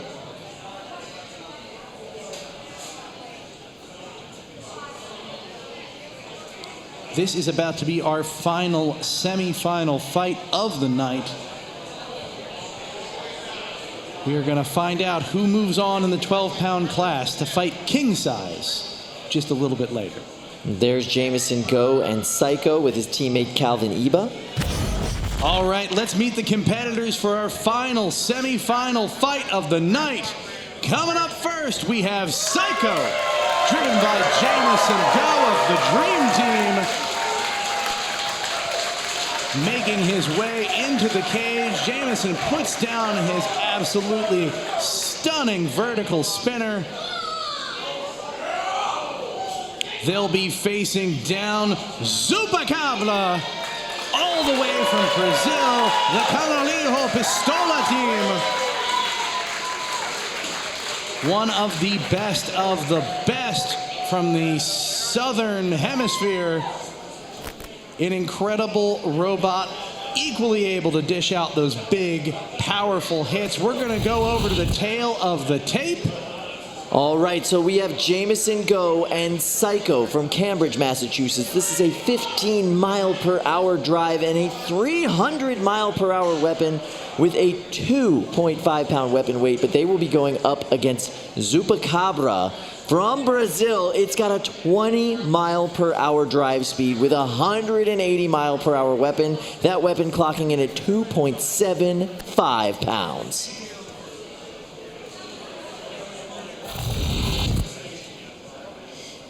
And there you see the final preparations from the Zupacabra team. They still have just a little bit more tape armor to place on. Not optimal. Not optimal. No, but that may be an additional bit of armor. I don't know that... No, you're right. That is just holding that top plate on. That is hopes and dreams right there, Kyle. Yeah, I think that's the bottom plate, actually. I think they just taped on their bottom plate. To be honest, that's worse. That's way worse. Gravity is not helping you in that situation. Listen, it's probably really good tape. Probably. Yes, this is going to be a suboptimal start for the Zupacabra team going up against probably the most optimal robot we have ever seen in the 12-pound division, Psycho. This thing is just dialed in, and it has been dishing out massive hits all day. Now, I don't know if the competitors cage side can hear me, but I'd recommend like one good rap one, maybe two good wraps of tape around the whole body if they can. Oh, yeah, that's really a good makes idea. all the difference compared to a couple of pieces around the corners. And perpendicular tape lines, too. You want to really, like, counter the way the tape is going. I agree. But it's going to be what it's going to be, and let's hope it's glorious. No matter what, it's going to be glorious. This is Zupacabra, the 12-pound offering from our Brazilian team, Canarinho Pistola. Second place position right now. If they are able to secure this win, they will break that tie for second place.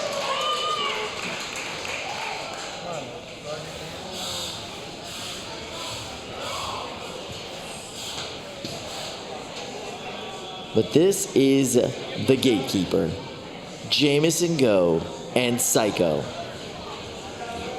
42 points for the green team, solidly ahead. That's not a good sign when the house robot has to push you into the corner that you're competing in. That's one half of their drive that doesn't seem to be functioning. That is what they were working on, by the way, in the pits. That was the side that they were desperately trying to get back up and functioning. It does seem to twitch just a little. If I had to guess, Kyle, that's either a gearbox issue or one of the phase wires to a three-phase motor just not working anymore. I see, and they were seeming to do some electronic work on it, so that seemed to be the situation they were trying to address. Yes, yes.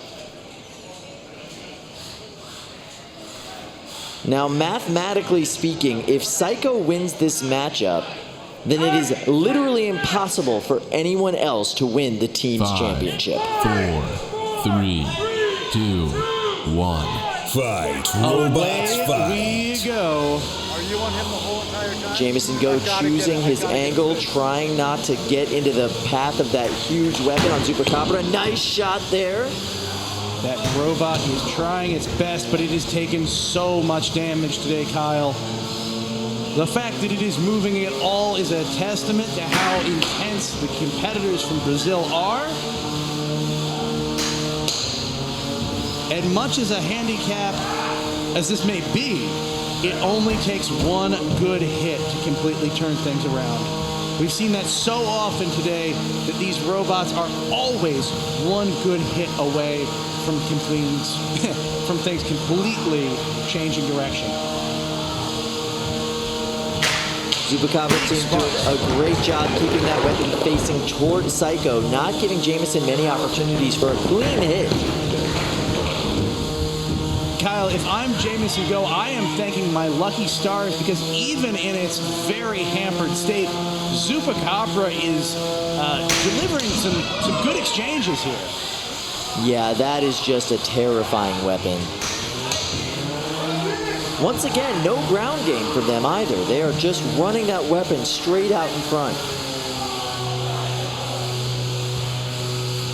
Jamison Go's ground game, however, getting stuck on the floor, which is looking terrible at this point in the competition. Oh, I think I see that bottom layer just starting to peel up just a little. Oh, it is stuck in the corner. Can it free itself from the wall? That is not a good place. I think they're going to have to employ an unstick. There it is, the unstick coming in. Flo, can you help us out? Oh, quick update from the control. Apparently there is another team that could possibly win, even if Psycho pulls out this victory. It could get really messy, though. This is so close for Flo. They are trying their best, but just... They're trying to be gentle, and this is not a situation that really calls for gentle movements. I think they just need to slam them out of that corner. Oh, there it is. Oh, there nice. It is. Ladies, gentlemen, everyone else. Now, these are not unlimited unstick time. It only goes to a certain point, at which point we will say Flo has done her due diligence. And we are approaching that time period. And that is a knockout. Wow, your winner, Jamison Go and Psycho. They will be going on to the finals of the 12-pound division. Psycho versus King Size coming up.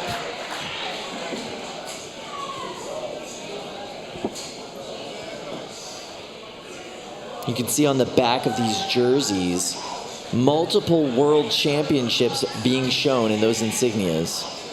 They are called the Dream Team for a reason.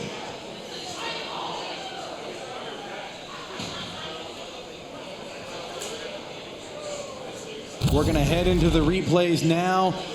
You can see Psycho very reserved. Jameson was careful the entire match because the few times he did go weapon to weapon like that, he got thrown for a loop. Yeah, and part of Jameson's got to be thinking about that fight with King Size after this matchup, just knowing the amount of damage that Super Commodore was facing going into this fight.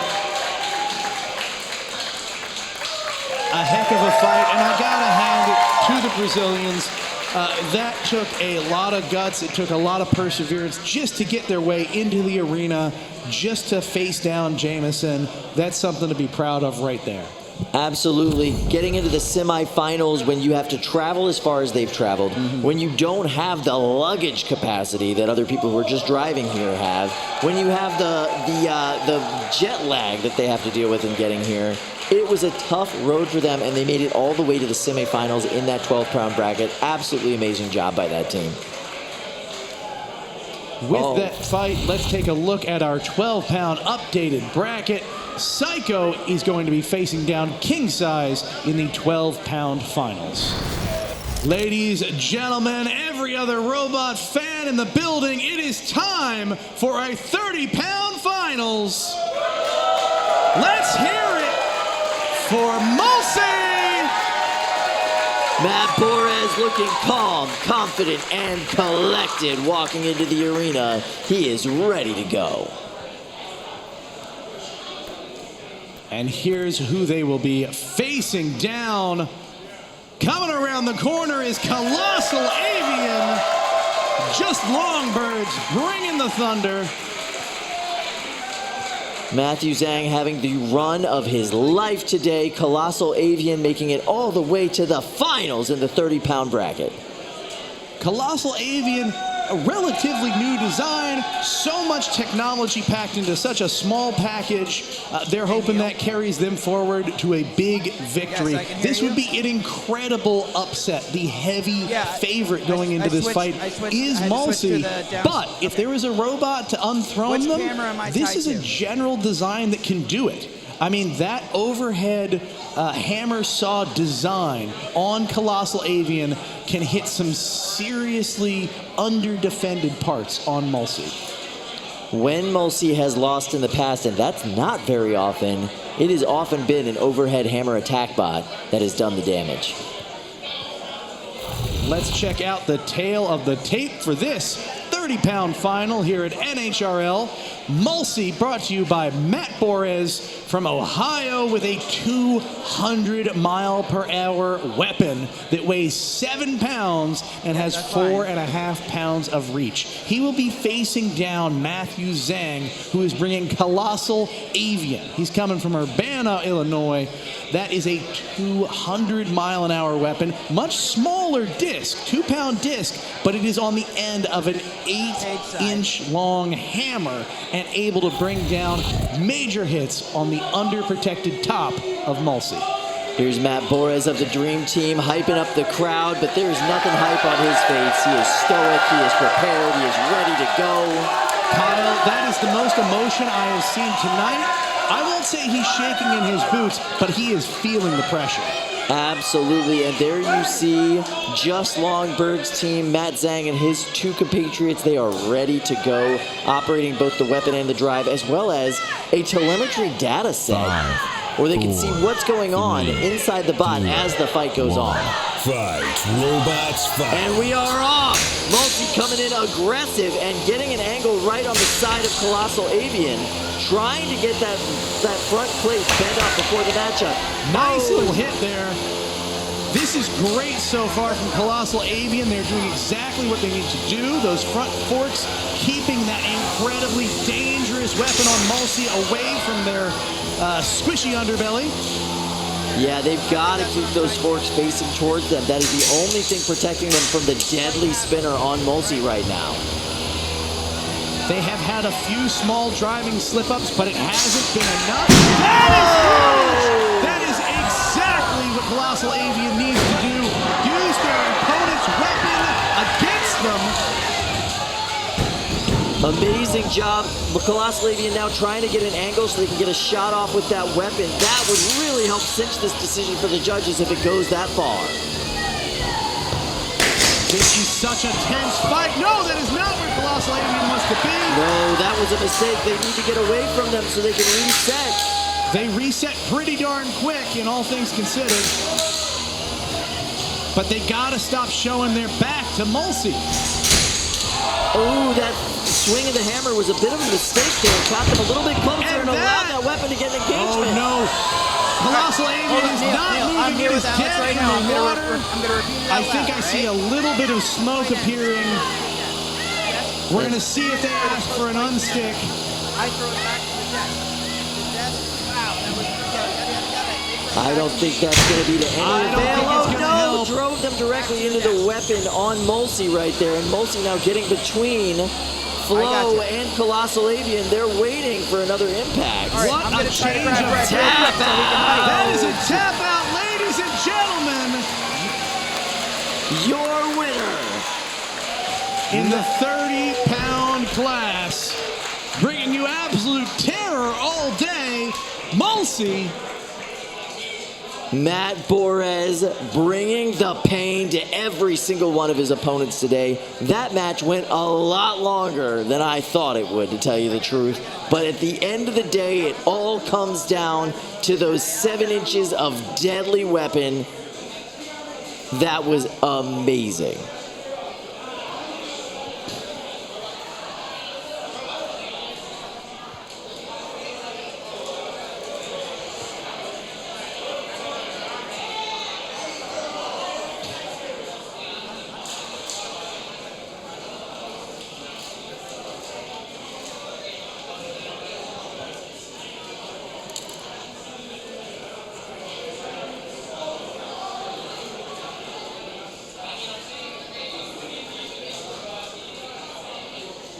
I'm only going to talk to Matt, right?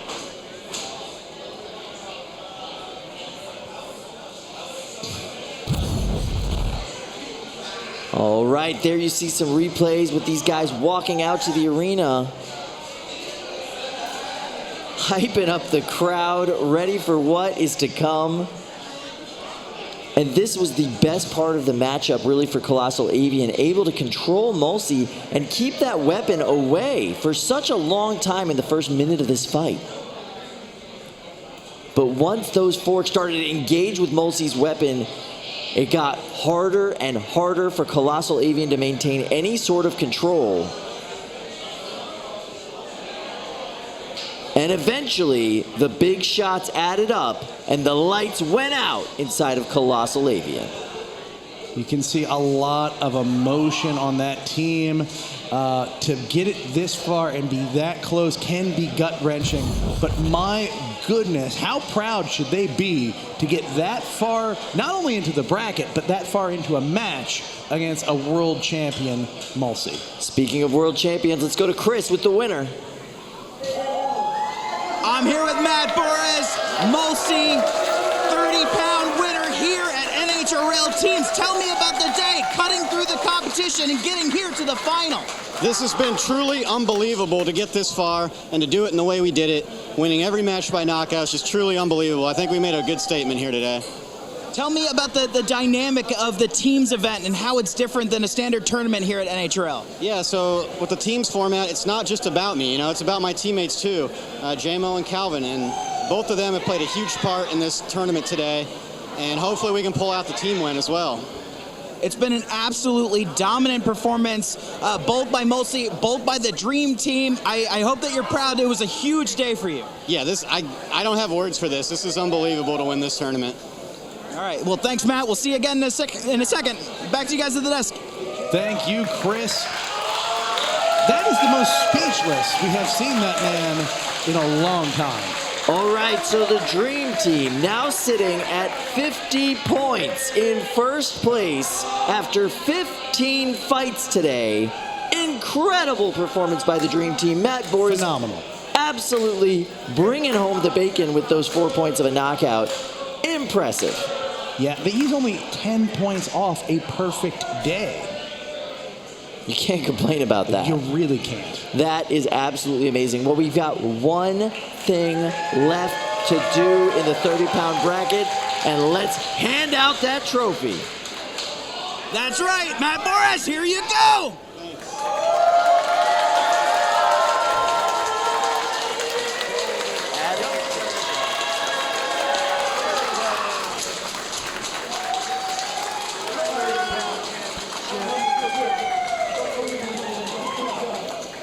You can see our hype man Red having a great time there, giving a little well-deserved fist bump or two. All right, it is time for our 3-pound final. Let's go ahead and meet the competitors. Coming around the corner, we have Beetlejuice coming from Team Pandamonium.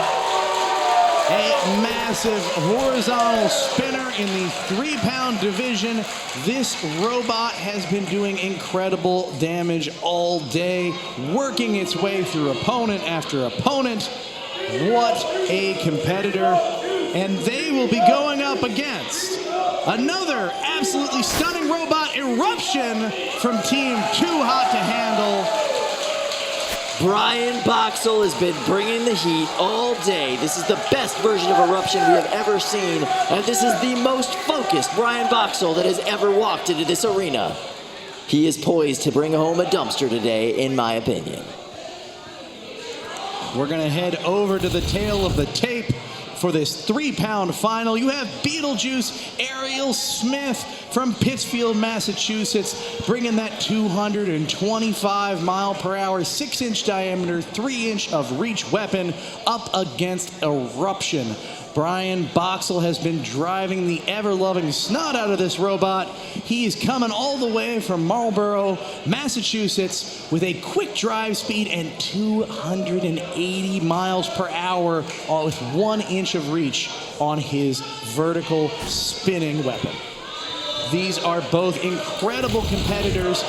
Right now, I am shaking in my boots if I am Beetlejuice. That wedge on the front of Eruption is kryptonite to a horizontal spinner like this. However, we have seen Beetlejuice rip those wedges right off, and if it can do that quickly, it is going to take home a win.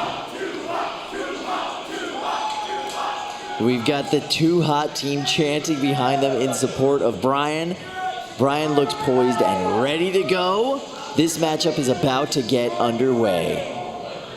Ariel giving the ref the thumbs up, showing that their team is ready. 5, 4, 3, 2, 1. Fight, robots. Wow, what a box rush. And look, Kyle, that wedge on the front of Eruption is absolutely hanging on by a thread. Yeah, The one way that Beetlejuice could win this, and they're halfway there.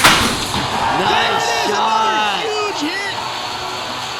Look at how askew that entire wedge system is on Eruption. The They are weapon up is now. completely dislodged.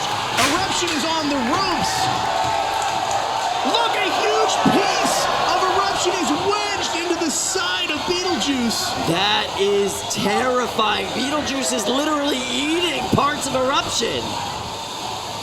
Listen, I've heard of Vorion, but this is a whole nother level. That's amazing. That's the entire side armor off of Eruption inside the weapon of Beetlejuice. But that is completely weapon locked. Beetlejuice, neither of these robots has a weapon at this point. No, and there's no way to dislodge that at this point. I mean, it is jammed in there good. You could maybe hope for an unstip, but that's just as likely to drive it farther into the robot. Neither of these robots is in a good position to win a pushing match. But we will, what a turn of events.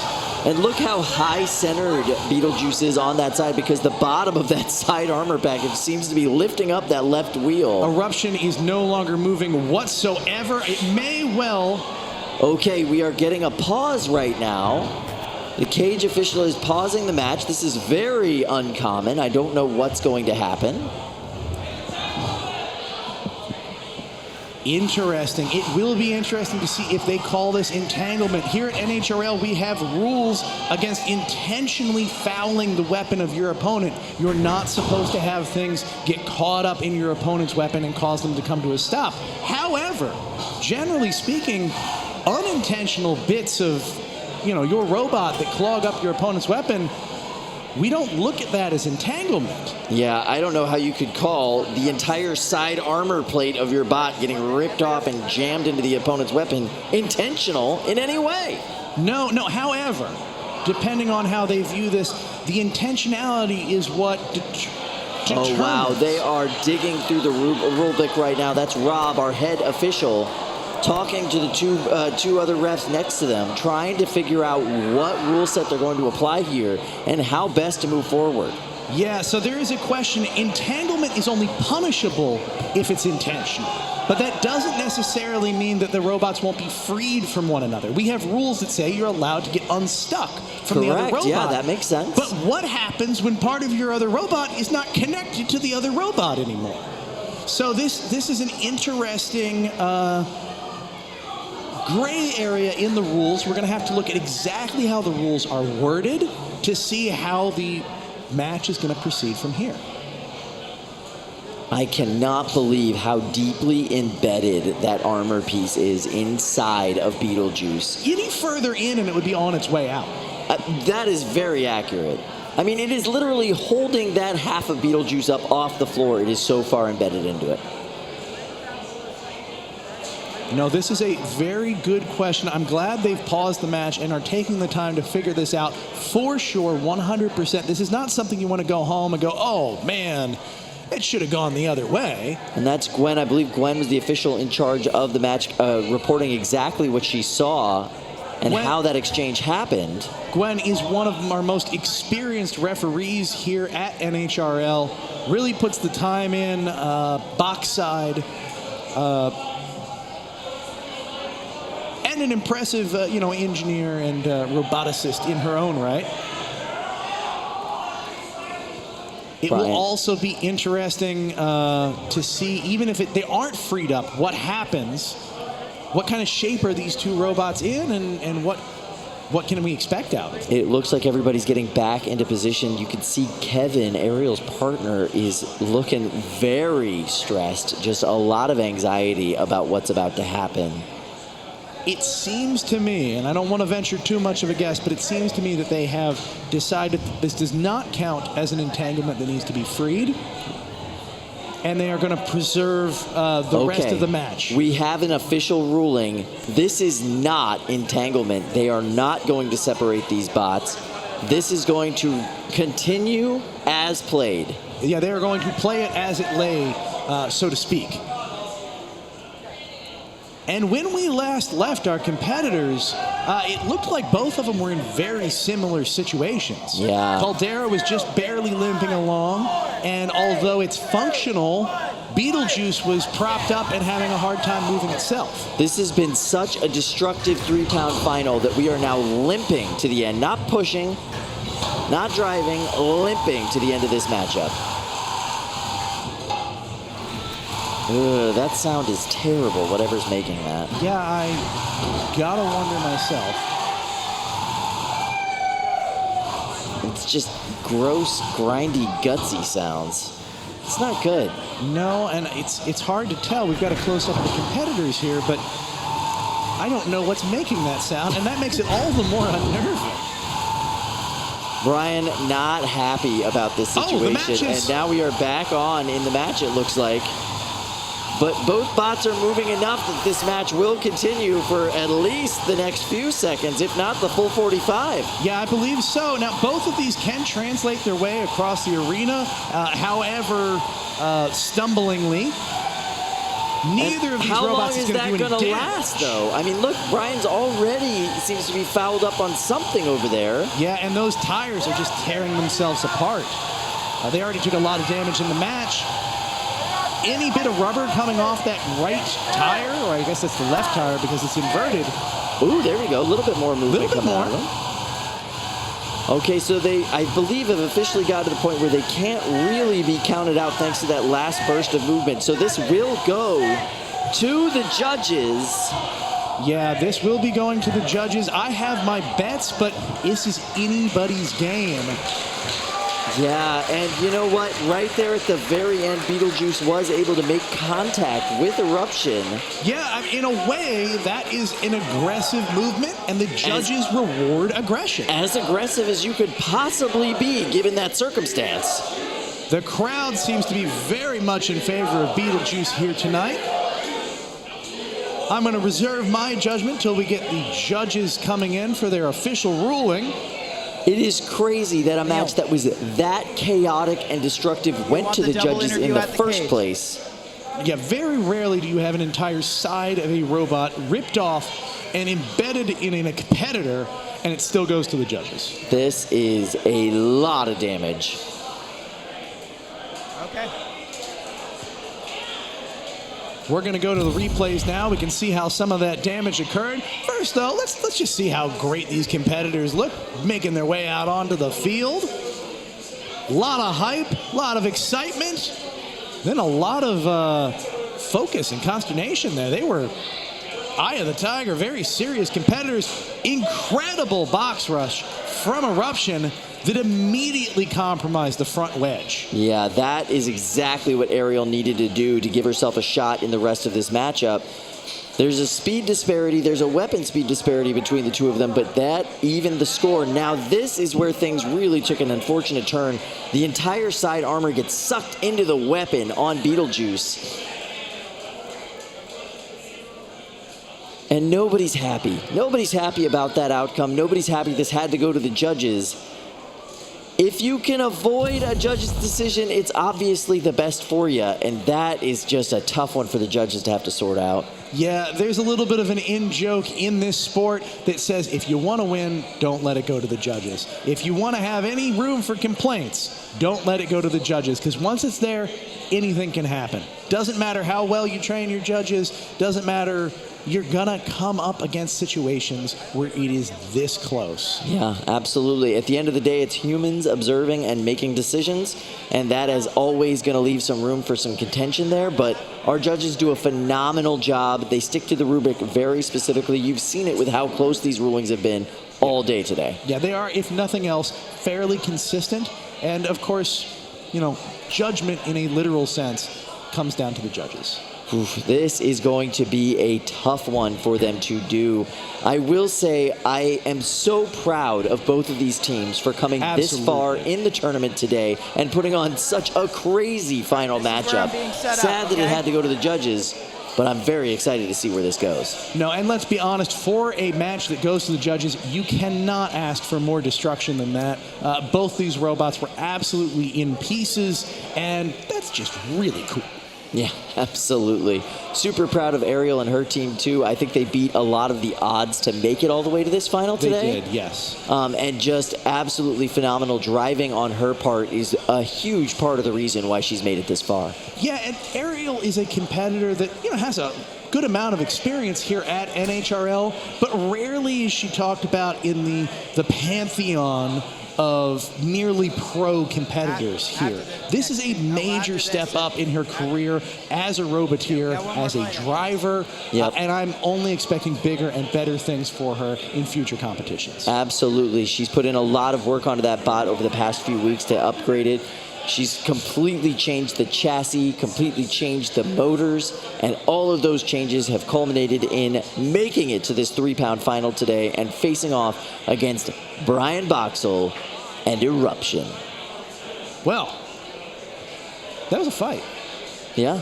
I mean, I'm literally on the edge of my seat right now. I'm really curious how this is going to go down. I am actually very curious as to how they're going to see how that went. That was a crazy fight. There's a lot to weigh here. I mean, the damage, I think we can say in some situations, like, you know, Beetlejuice did more damage. Oh, yeah. However, both robots were working from a, you know, end user standpoint about equally. Yeah. At the end of the day, they both couldn't really make it to each other. No.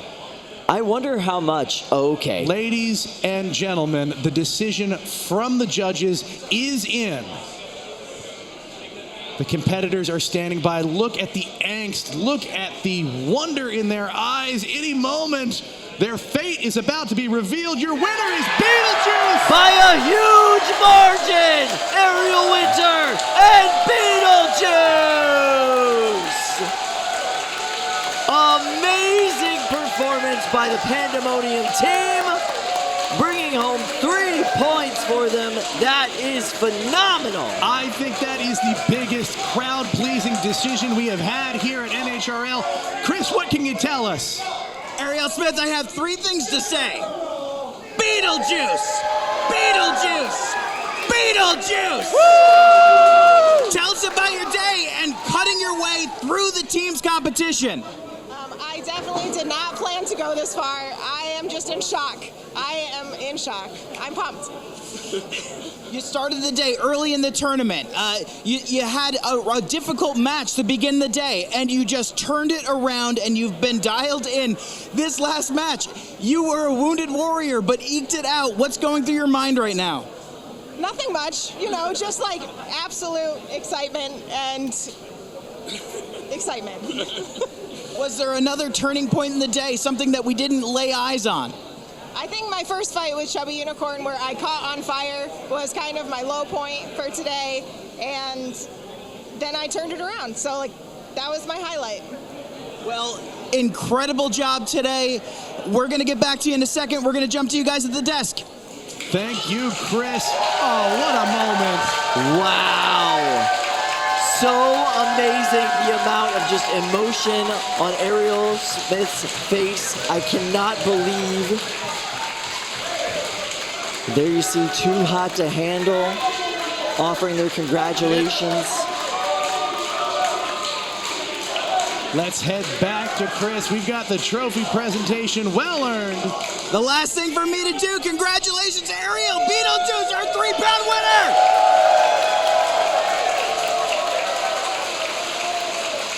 Absolutely amazing. Our inaugural 3-pound teams champion. Look at the love on that team. All smiles, all happiness. That is joy captured. My goodness, so many redheads coming through too. Oh my goodness, Ariel Smith, well deserved. You earned every bit of that trophy. Amazing. All right, folks, it is time to get excited. We are going to move to our final of the night. Are you ready? For Psycho and Jameson Go, this is your 12-pound final. His opponent tonight for the final of the night is King Size. The Derflers coming around the corner, supported by the rest of Big Brutus Robotics. The absolutely immense 12-pounder of King Size, raining immense hits down from above. Look at the size disparity of these two robots. Something as large as King Size going up against something as compact as Psycho. It is amazing that these two robots weigh the same amount. Now, Psycho is exactly the type of robot that this big wheel design was made for. It is made to go over the top and snipe important components underneath the usually much thinner top armor. Think of it as a car wash of death. Psycho is so compact and Jameson is so detail-oriented that although the armor on the top may be thinner, I guarantee you it's still a tough bone to chew on.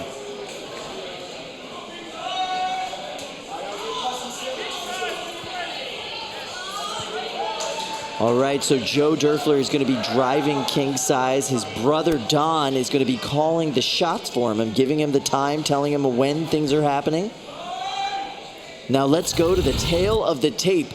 In the 12-pound division, Psycho being driven by Jameson Go from Cambridge, Massachusetts. 300-mile-per-hour weapon speed with a 1.5-inch weapon reach. This is a 2-over-0 head-to-head wins in fights. King Size by Joe Derfler from Pittsburgh, Pennsylvania has 220-mile-per-hour weapon speed and 10 times the weapon reach with 15 inches. However, 0 wins over Psycho at any point in time. I do believe, Kyle, that the weapon on King Size is larger than the entire robot in terms of length, width, or height. That's not a surprise. 1. Fight, robots. Away we go, your final of the night. This 12-pound final between absolute terrors in the weight class. Some glancing blows from Psycho on King Size. King Size yet to connect that big spinning blade. There's a big hit, and I think I see a bit of a belt. Oh no, stuck up on the sidewall. Psycho not able to get off. This is King Size moment. They need to capitalize. Psycho called to the unstick Flo, bullying their way in there to accomplish that. Nice job by Flo. And another big hit by King Size on Psycho. Oh, Nice and there's shot. a good hit from Psycho. It's hard to connect well with those wheels, and that's about all Psycho can hit. But a good connection is still very impressive. And you can see the weapons fully up to speed on both of these robots. Nice shot onto the side wheel by Psycho. Oh! And they're stuck on the wall again! Are they going to be able to shake themselves off? Yes! And they self-right. They are still in this with 1 minute 37 seconds left in this fight. Psycho getting around trying to find an angle on that left wheel. That seems to be the one they're focusing on. There goes another shot against it. Both of these robots still punching hard. Neither of them able to deliver a killing blow quite yet. King Size really wants a haymaker on the top of Psycho. Psycho's going to do their best to make sure they don't allow it. Excellent job just drifting around King Size, trying to get that angle on the wheel and away from that deadly blade. Big hit there. So far, while the driving is very impressive on Psycho, I'm not seeing a lot of aggression. It's very timid. It's not going in for the kill. There's another good hit. Last 37 seconds of this matchup. JMO's got to get some engagement on there. And you can see those hits. They stop the weapon temporarily on King Size. Those weapons are no joke.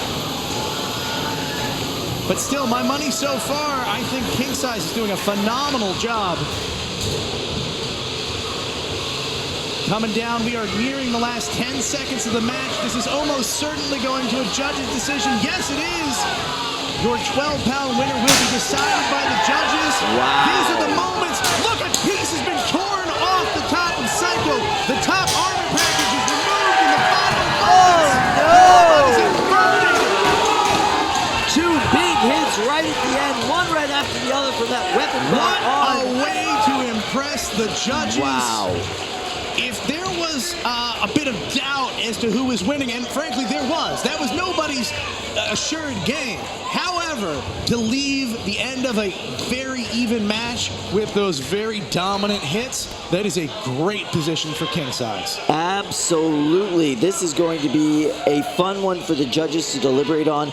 Big wheeled robots are difficult to call anyway because it's kind of hard to distinguish what is control, what is aggression with them in many cases. There's a lot of flailing, and exactly. that is kind of hard to judge. You need to understand how these robots typically function, and frankly, you should have driven one of these robots to get a feel for to really know what that looks like for a robot like that. But exactly. That was just, to anybody, even an untrained eye, a very good driving performance for the Durflers. That was phenomenal. Now this is interesting. The robots are dancing around the arena a little bit. I noticed one drive side on King Size is suffering.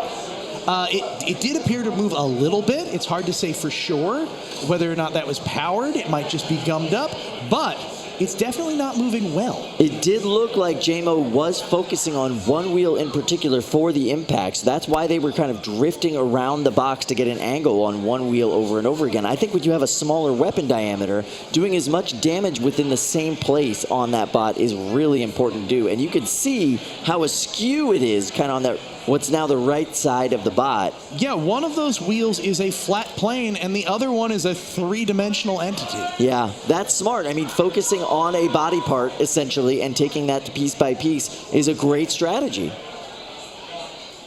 Yeah, Jamison is nothing if not strategic.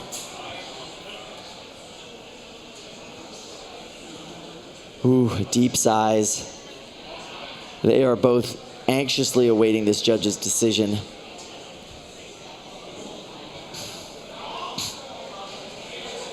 I mean, I'm anxiously awaiting this judge's decision up until that last moment when we saw that the wheel on king size was not spinning. I thought it was a sure thing. Now it's anybody's game again. Yeah, that is amazing. All right, so here we are. Let's check out the replays of this matchup. I love the difference in stances. And then big hits. There were quite a few big hits. I mean, Psycho got thrown up on the wall time after time. Yeah, two big pins onto the wall. They were able to shake themselves off once, and this was the self-right. Flo coming in doing a lot of work, kind of bullying king size out of the way for Psycho there. And there you see Psycho still, once again, focusing on that one wheel in particular. See, 3 shots in a row. Oh, there you go. Very targeted. And then when that wheel starts to, fold over like that, that also lowers the robot's body closer to the floor. Yep. And that makes it more and more of a target. And that was that piece that went flying off the top of the bot. And then there were those 2 shots, right at the end from king size onto Jameson Go's robot. That was very impressive driving by Joe. Absolutely. This entire building is on the edge of their seats. All right. You can see the competitors have made their way into the stands now. Excited to see who wins this, our inaugural NHRL Teams event. Everyone has put blood, sweat, tears, and cold hard cash into this event.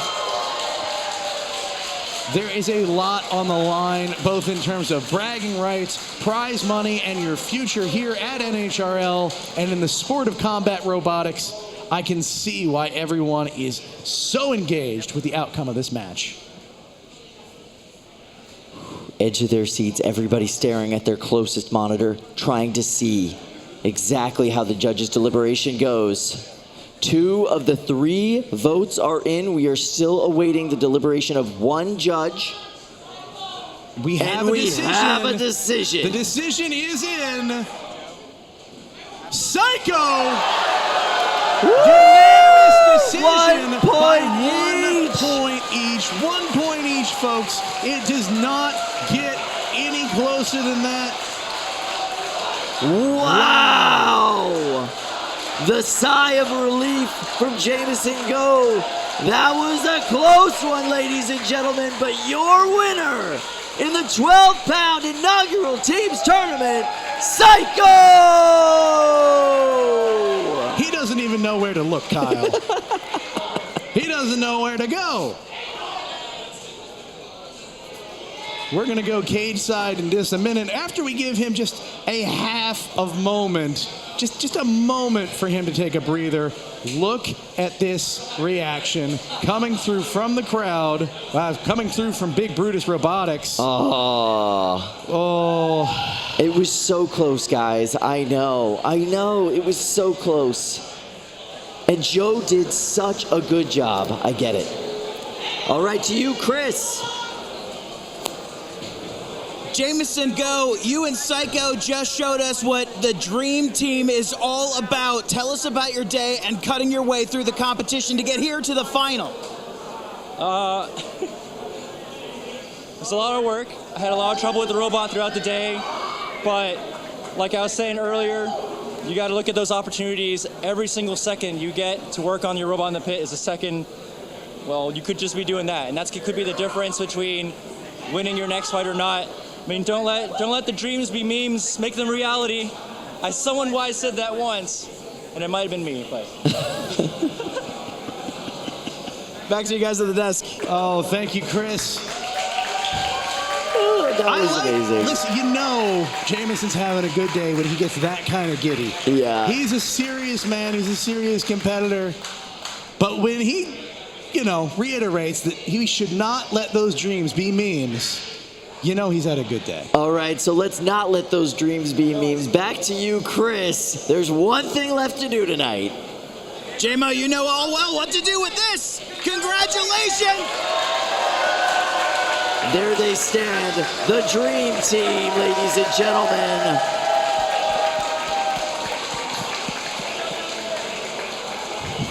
That seems like a dangerous proposition. Yeah, don't do that. Don't do that. But you can do that. That's cool. That's a good look. I mean, how many of those? It's got to be like an infestation at this point. All right, ladies and gentlemen, we are about to announce the winner of the inaugural NHRL Teams Golden Dumpster, the Mega Golden Dumpster, and we are going to do so from the bottom up. All right, robot fans, we are now announcing our winners for the inaugural NHRL Teams Challenge. We have a tie for second place. Up first, Canarinho Pistola, the Brazilians. What a group of competitors.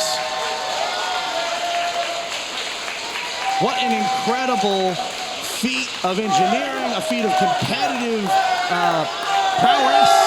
I'm glad Monoduck made their appearance too. Thank you guys for bringing them out. Oh yeah, the Duck's got to make it. Integral part of the team. Let me tell you, it's going to be bumping in the Brazilian hotel tonight. Guys, let's do that one more time. I love that cheer. 3, 2, 1.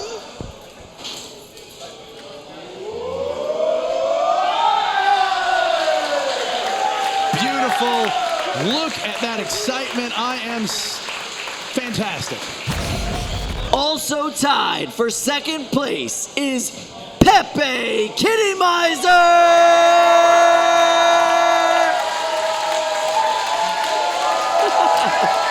This is a team of absolute death machines.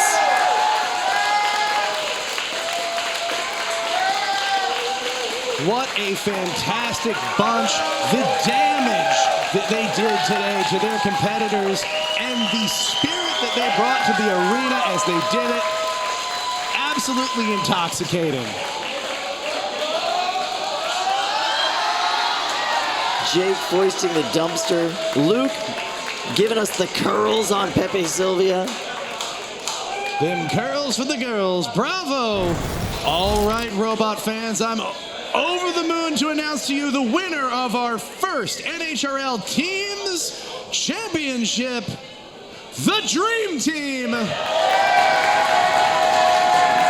Absolutely multiple world champions, Mulsey, Psycho, and Lynx. Look at that gold. We want to thank everyone who came out today, all the competitors, all of the staff. It has been an amazing day. We love you all. These have been incredible fights. Thank you for making the first ever NHRL Teams event incredible. We'll see you next time. Good night, everybody.